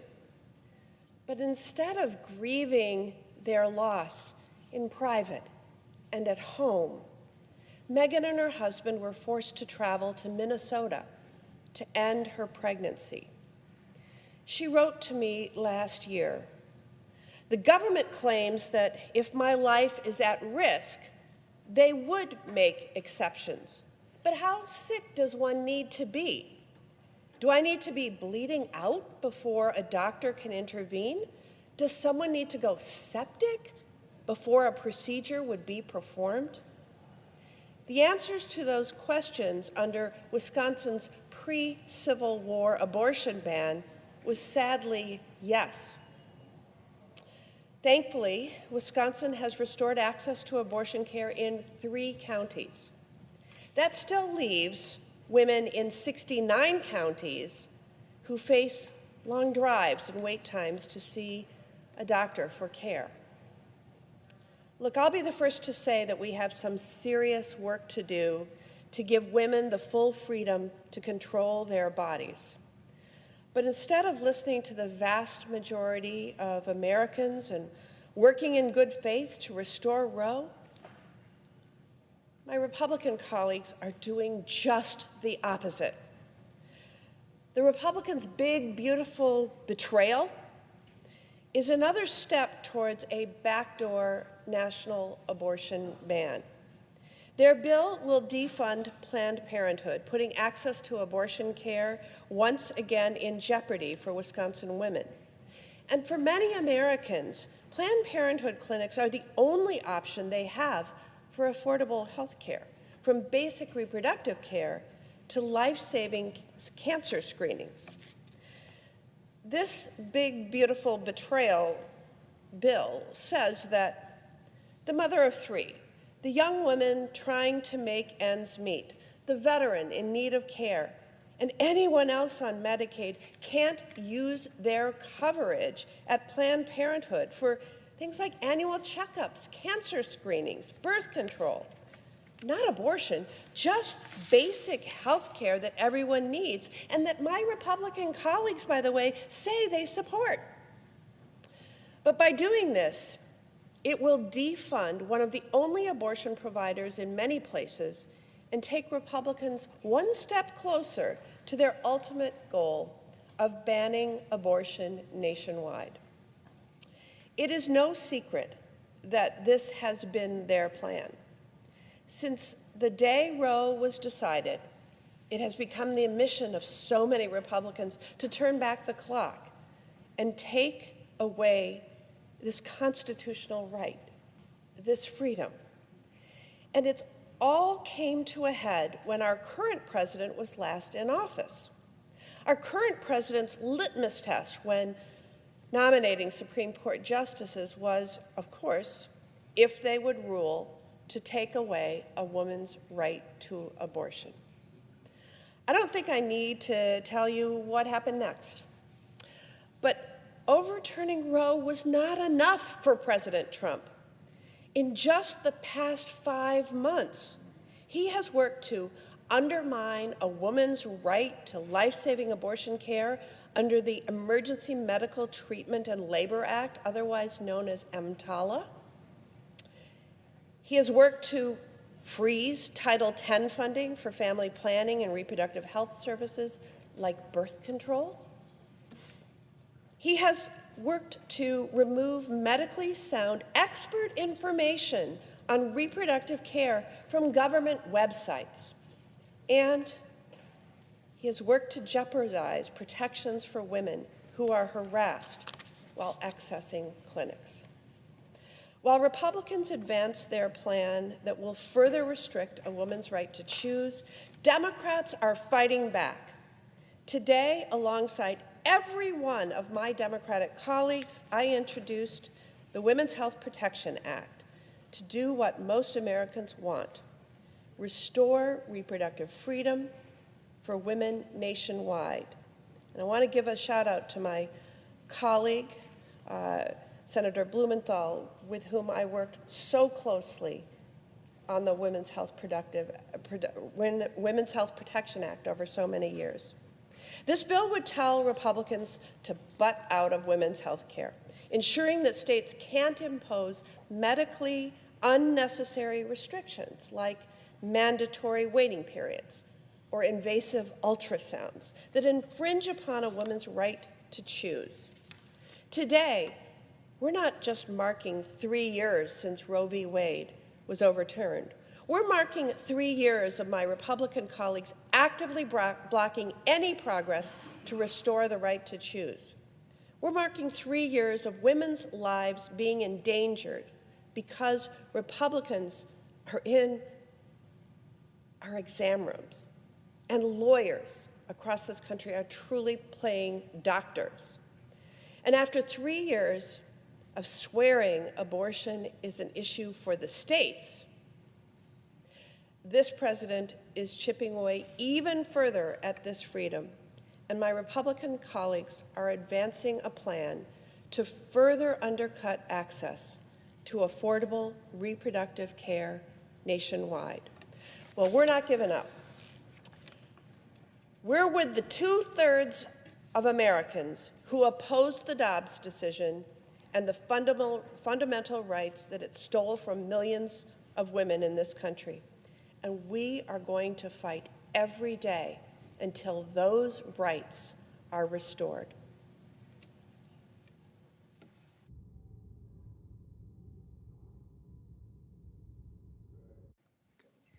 Senator from Connecticut. Thank you, Mr. President. I am so honored to follow my colleague from Wisconsin, who has been such a steadfast and strong partner in this effort to advance the Women's Health Protection Act. And I will be honest in this chamber. When we first introduced this measure, almost 15 years ago, the idea that Roe v. Wade could or would be tossed aside was unimaginable. It was firmly established law for decades, relied on by American women and men. And in a stroke of catastrophic, misguided ruling, the Supreme Court cast it aside, ignoring strong precedent, all the doctrines of law that normally would apply. And so the Women's Health Protection Act now is more necessary than ever before, certainly than in the days when we first offered it. And my own involvement actually in this issue began when I was law clerk to Justice Blackmun in the year after Roe v. Wade. And there was still controversy about whether Roe would survive. But in decision after decision, the United States Supreme Court reaffirmed it.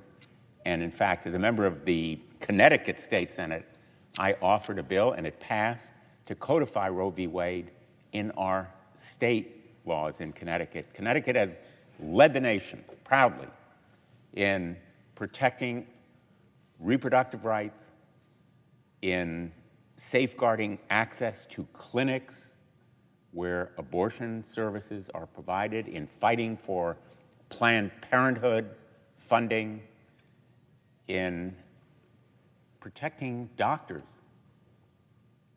who provide these critical services to women coming from other states that may actually criminalize that kind of care. But we know now what the challenge is and what we must do. The Women's Health Protection Act should be the law of our land, but in the meantime, we have to fight the efforts to handicap and straitjacket women in their efforts simply to seek basic health care. We are in the midst of an assault on women's health care. It's really an attack on women and families. Men have a stake in this fight. You cannot escape this issue simply because you are a man. It affects you and your families as much as it does women. The decision in Dobbs stripped millions of women of the freedom to make their own health care decisions. The idea that Dobbs would simply return the issue of reproductive rights to the state was always disingenuous. And states across the country have created a full-blown health care crisis in the chaos and confusion that has ensued. Since Dobbs, more than 31 million women live in states where abortion is banned or under the threat of banning it, and nearly 9 million women live in the 12 states with bills proposing to bring homicide charges against them for having an abortion. And the effects of Dobbs don't have to be a matter of speculation anymore. I actually commissioned or requested a study from the GAO in 2022 about the economic effects of Dobbs. That report has just been released 3 years later, and my first reaction was, why did it take so long? But my second reaction was, thank goodness you took that long and you did an honest and accurate appraisal of what the effects are. And here is the bottom line. Dobbs has been a death sentence, literally a death sentence for countless women, and it has been a condemnation to financial disaster for many more. This study shows inextricably the link between denial of health care and the maternal mortality rate for women and their financial distress, even if they survive. The Trump administration has aggravated this problem in literally just recent weeks.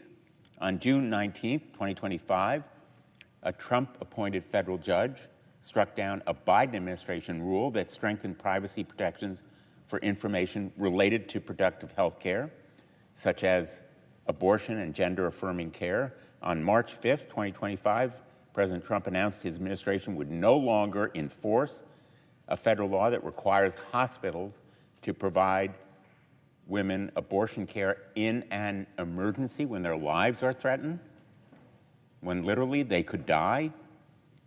No longer will emergency rooms be required to provide that care. On April 1 of this year, the Trump administration began withholding tens of millions of dollars under Title X in family grants for Planned Parenthood and other organizations in our country that support critical family planning efforts and preventive health care, including cancer screening, pregnancy testing, birth control, treatment of sexually transmitted infections, infertility services, and more.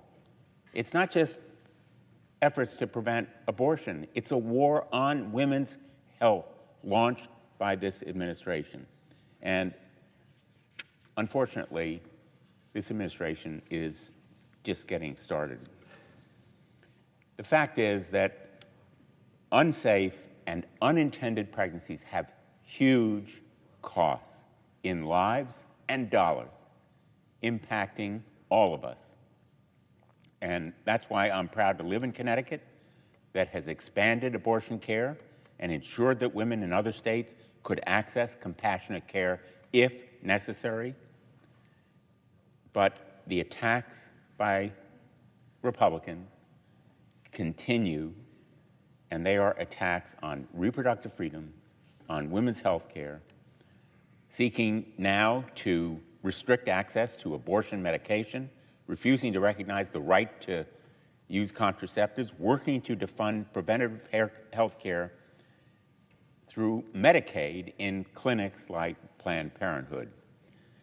So I'm proud to continue this fight. It's a fight that we absolutely must win. May not be in the next days, but we will be fighting in the next days against the provisions of this big, ugly betrayal that so disgrace our nation, if passed.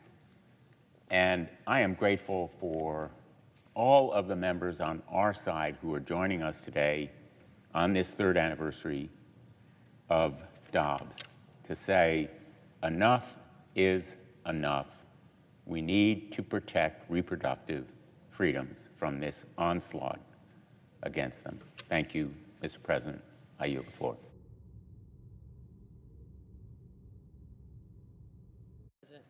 From Nevada.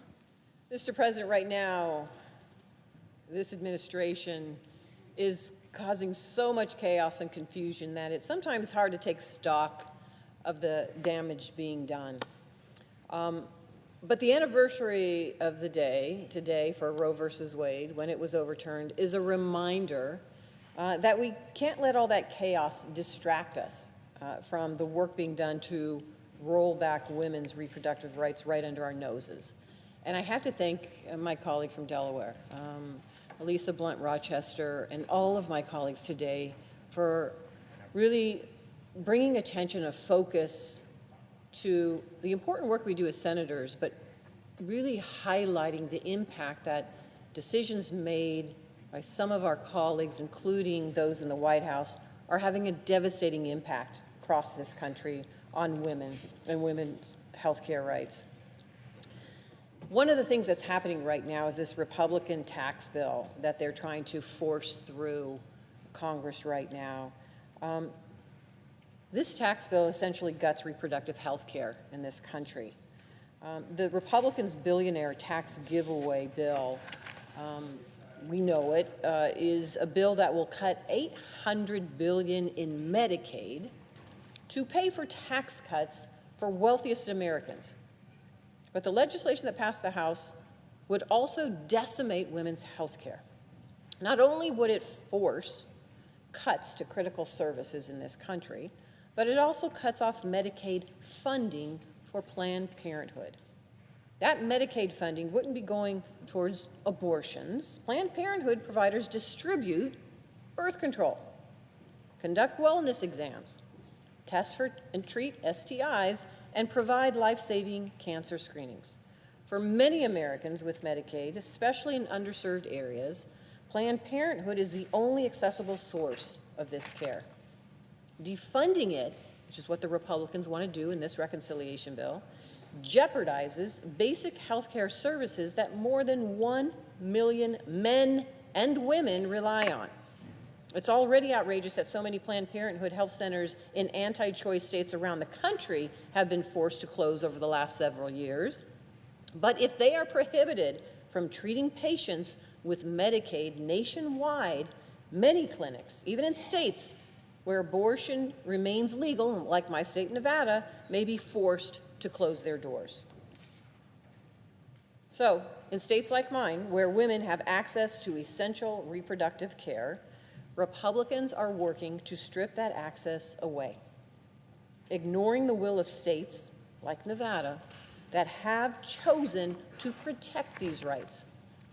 Republican legislators in states across the country are also quietly working to gut access to reproductive care. Last November, voters in 7 different states approved ballot measures to protect or expand reproductive rights. But in the months since, extremist politicians in more than half of those states have tried to ignore the will of their voters and push new restrictions on abortion access.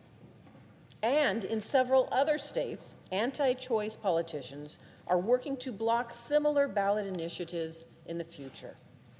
They're trying to ignore what people have clearly voted for, and then they're trying to make it so people can't actually vote on those issues at all. Because let's be clear, for anti-choice politicians, this is about controlling women. Let me give you an example. In Arizona, voters went to the polls last November and overwhelmingly chose to enshrine abortion protections in their state constitution. But since then, Republican politicians in their state legislature have been trying to pass bills that would limit the use of medication abortion and ban doctors from even informing women about abortion as a potential treatment option. Or how about Missouri, where anti-choice politicians are trying to get a measure on the ballot that would overturn the abortion rights protections Missouri voters just approved last November.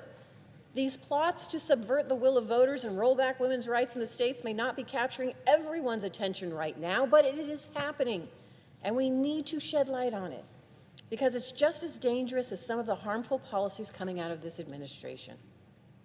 We can't forget that this administration is also taking steps to take away women's reproductive rights without any input from legislators at all.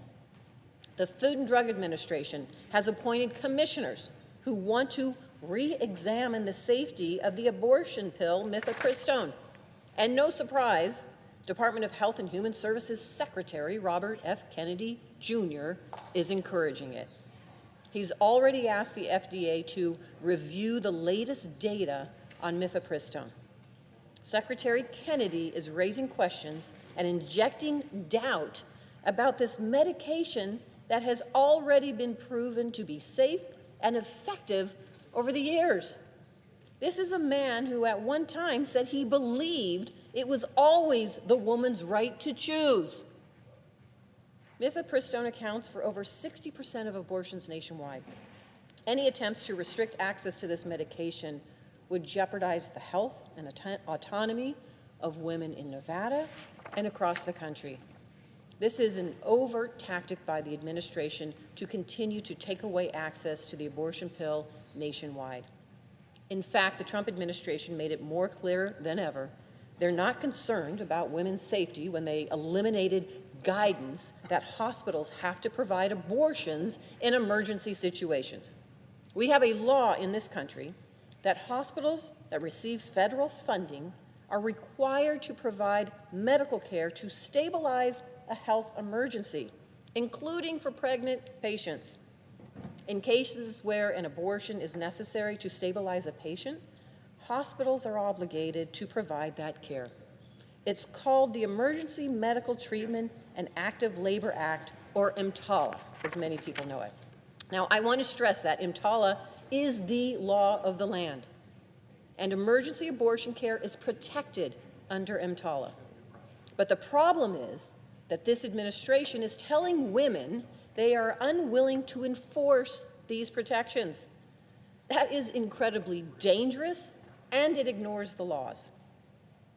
It might not be front page news every day, but when you take all of these actions together, it is clear that this administration and Republicans at every level of government are taking the steps they need to implement a nationwide abortion ban.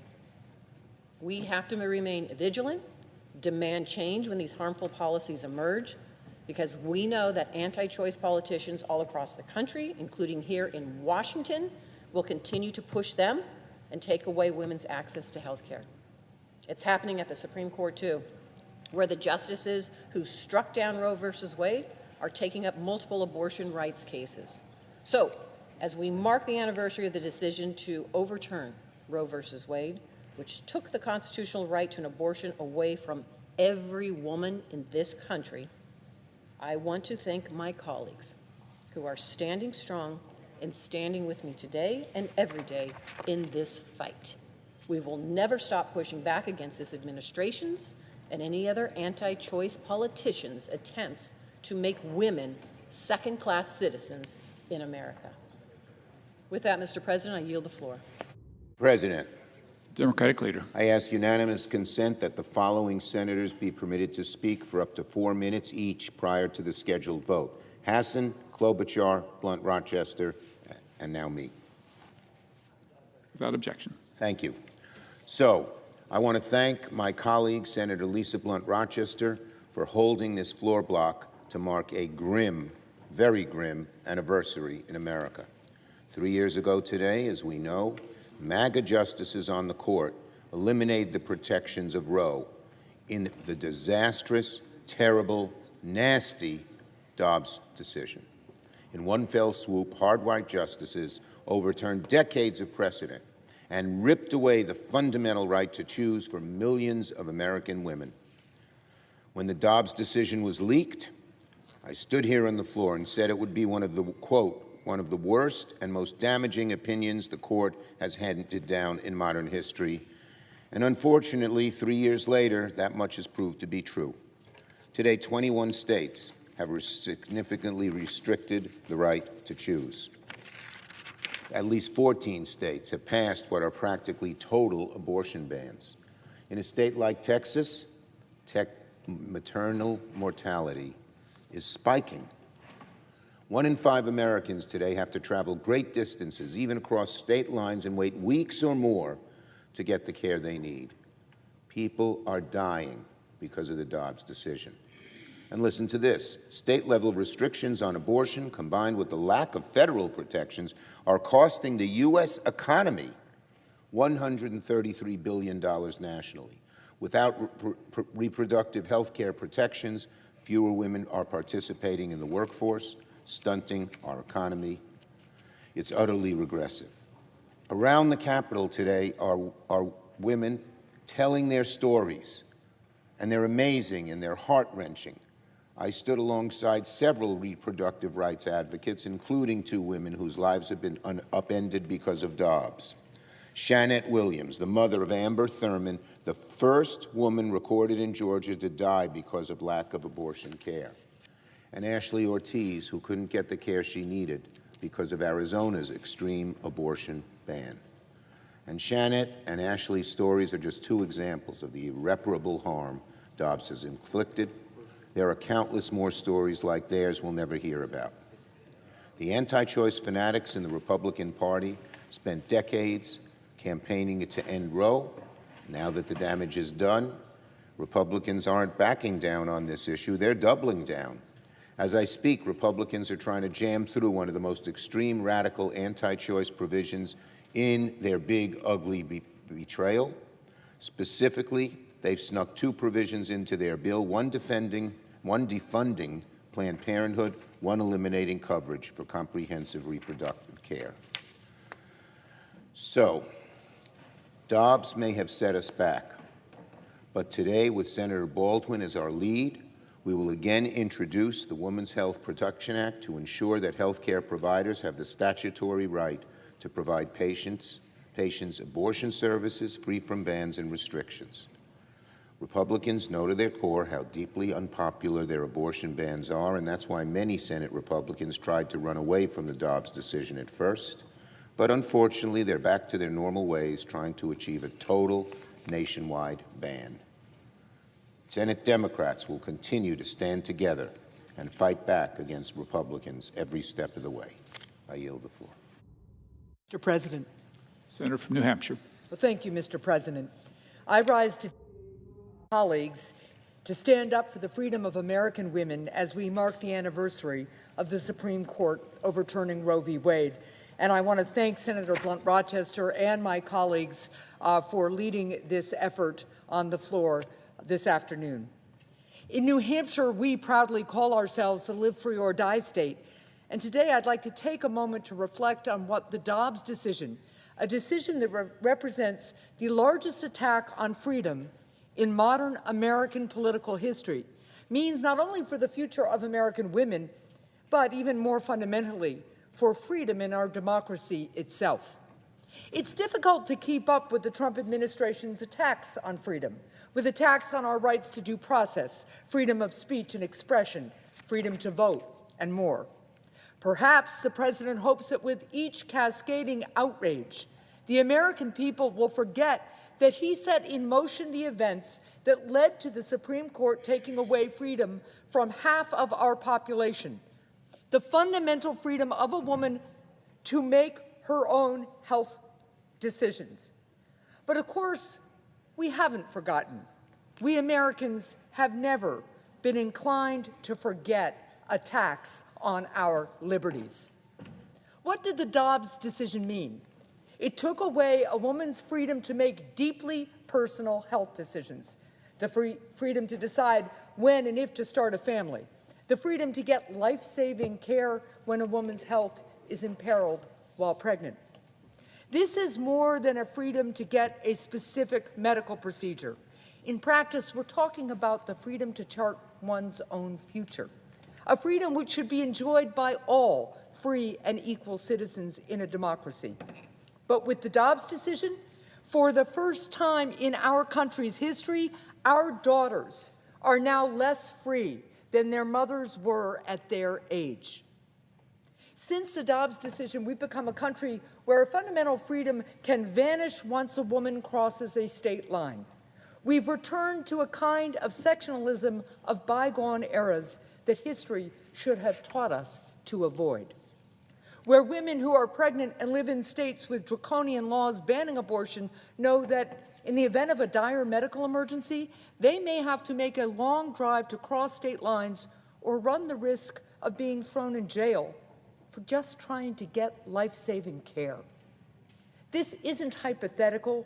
Already lives have been imperiled and even lost in experiences that we've heard from Georgia, Florida, Texas, and in states all across the country. Indeed, at this very moment, members of this body are seeking to pass legislation, the Republican budget bill, which would, among other measures, make it impossible for many women to get the care that they need and shut down women's health care clinics all across the country. Their legislation is effectively the final step in establishing a backdoor national abortion ban. So to my Republican colleagues, please stop singing the same song to us that the women of America are being alarmist, a song that we heard before Roe was overturned and that we've continued to hear since. I want to know just when exactly, in the process of having one's freedom stripped away, are we allowed to become alarmed? Are we only allowed to be concerned about losing a fundamental freedom once that freedom has become nothing more than a memory? Ultimately, behind all of this talk of laws and precedent, of state statutes and federal, behind all the medical discussion about women's health care, the anniversary of the Supreme Court overturning Roe begs us to ask a question as simple and fundamental as they come, a question that the opponents of reproductive freedom and the President himself ought to answer. When our Declaration of Independence declared that all are created equal, does that promise belong to American women? Or do we believe that truth is not self-evident after all? When the suffragettes at Seneca Falls wrote that they insist that women have immediate admission to all the rights and privileges which belong to them as citizens of the United States, do we still believe those words? Or were the suffragettes wrong? Do we believe that we are better off when everyone gets to chart their own future? In the land of the free, do the full blessings of liberty belong to our daughters as well as our sons? And can a democracy like ours persist when, divided by state lines, half its people live half free? In the end, that's what this debate is really all about. So what is it on this anniversary that America's women ask for? It's simple. They want what all Americans want. Their aspiration is to be free. And so long as we wish to call ourselves the world's greatest democracy, the President and this body would do well to remember our country's promise and heed their call. Thank you, Mr. President. I yield the floor. Mr. President. Senator from Minnesota. Mr. President, I rise today on the 3rd anniversary of the Supreme Court's decision to shred nearly 5 decades of precedent protecting a woman's right to make her own health care decisions, to say that now is the time to protect freedom. And I appreciated the words of Senator Hassan from the state of New Hampshire, a state grounded in freedom, for her focus on freedom. I also thank Senator Lisa Blunt Rochester for bringing us together today. In the 3 years since the Supreme Court went against the 70% of Americans who believe that health care decisions should be made by a woman with her family and her doctor instead of by politicians, women have been at the mercy of a patchwork of state laws that are creating chaos when it comes to accessing reproductive health care. Today, 20 states partially or fully ban abortion, affecting more than 31 million women across the country. I ask why women in Minnesota should have different rights, different fundamental rights than women in Texas, why a woman in Oregon should have different rights than a woman in Georgia. Women are also being forced away from emergency rooms and left to travel hundreds of miles for health care. And doctors are being threatened with prosecution for just doing their jobs. In Texas, a pregnant teenager died after being denied care at 3 different hospitals. I'll never forget the gut-wrenching testimony I heard from another woman, Amanda Zerwowski, at a Senate Judiciary Committee hearing. She nearly died from sepsis after being forced to carry her stillborn daughter, Willow, to term due to Texas's abortion ban. It was a heartbreaking story. President Trump has made clear that he was and is, in his own words, proudly the person who ended Roe v. Wade. And his administration is continuing its assault on women's reproductive freedom. The Trump administration has rolled back policies that protect access to life-saving abortion care during medical crises. It has announced it will be putting mifepristone under review, despite the fact that the American Medical Association stated that, quote, there is no evidence that people are harmed by having access to this safe and effective medication, end quote. That has been on the market, I would add, for more than 2 decades and is safely used in 90 countries. But the Trump administration has decided, well, we know better. We know better than the American Medical Association. We know better than the women of the country that have been using this medication safely. We know better than 90 other countries. and the President is putting forward nominees to the federal bench, including ones that I have recently questioned, with a demonstrated hostility to reproductive freedom. As if this was enough, congressional Republicans are also seeking to pass a budget that would leave 1.1 million patients who rely on Planned Parenthood health centers for critical and life-saving services like cancer screening, STI tests and treatment, and birth control, among other things, with nowhere to go. We are at a pivotal moment for women's rights in this country. Are we going to continue to move forward? Or are we going to be sent further back in time? Enough is enough. As my colleagues have made clear today, we refuse to back down. We refuse to give up. We will not settle for a world in which our daughters and our granddaughters have fewer rights than their moms and fewer rights than their grandmas. We need to codify the protections of Roe v. Wade into law once and for all and guarantee the right to access care. That's why we must pass the Women's Health Protection Act, the first step in addressing the devastating reproductive health care crisis that Dobbs unleashed, and keep fighting any effort to deprive women of the health care we need and deserve. Thank you, Mr. President. I yield the floor. Mr. President. Senator from Delaware. Mr. President, as I close out this time, I had prepared remarks for my closing, but a word keeps ringing over and over in my head, and that is freedom. And as I stand here, why today is so important is because it is, again, another chipping at our freedoms. I stand here as a Black woman who has, in our history, knowledge of what it means for your bodily autonomy to be taken. I stand here today looking at a picture of my granddaughter, who I want to have the same rights that I had growing up. Today, we mark a 3-year anniversary, but we also have an opportunity to commit to what our future will look like.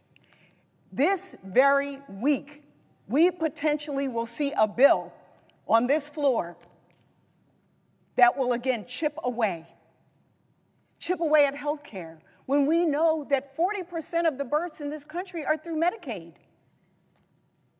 Chip away at our rights. And so I thank my colleagues for their powerful words today. I thank all of the advocates who came and spoke to us today, all of the individuals who are still fighting the good fight to make sure that we have the rights that we deserve.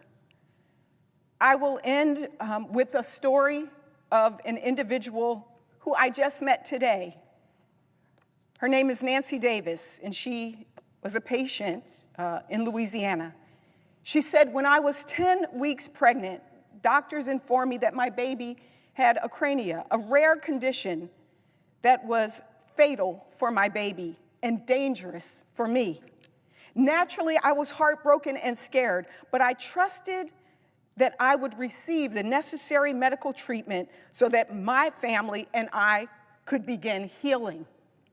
Unfortunately, I was wrong. Just a few weeks before I received my diagnosis, the Supreme Court issued the decision in Dobbs v. Jackson Women's Health Organization, overturning Roe versus Wade and eliminating the legal right to an abortion. The fallout from that decision was fast, with states across the country starting to enforce cruel and dangerous abortion bans. My home state of Louisiana has some of the strictest abortion laws in the country, and even though I needed to terminate my pregnancy to protect my own health and safety, I was told I could not receive care at the hospital in Baton Rouge. Instead of being able to process the diagnosis and grieve the loss of the pregnancy at home with my family, I had to scramble to find a way out of Louisiana to access abortion care. I found myself in a situation I never thought I would be in, forced to travel 1,500 miles to get the care that I needed and deserved. I experienced not only a denial of necessary medical care, but a denial of compassion and my right to make my own decisions about my own health. I felt dehumanized and stripped of my most fundamental rights. I knew what I needed to do to protect my health, and my doctors agreed, but local lawmakers who will never know me or understand my situation had the final say. The system failed me, and I am just as outraged today as I was then. Today, let's turn that outrage into action. Spread the word about what is coming to this floor. Make sure that people stand up, use their voices, use this moment.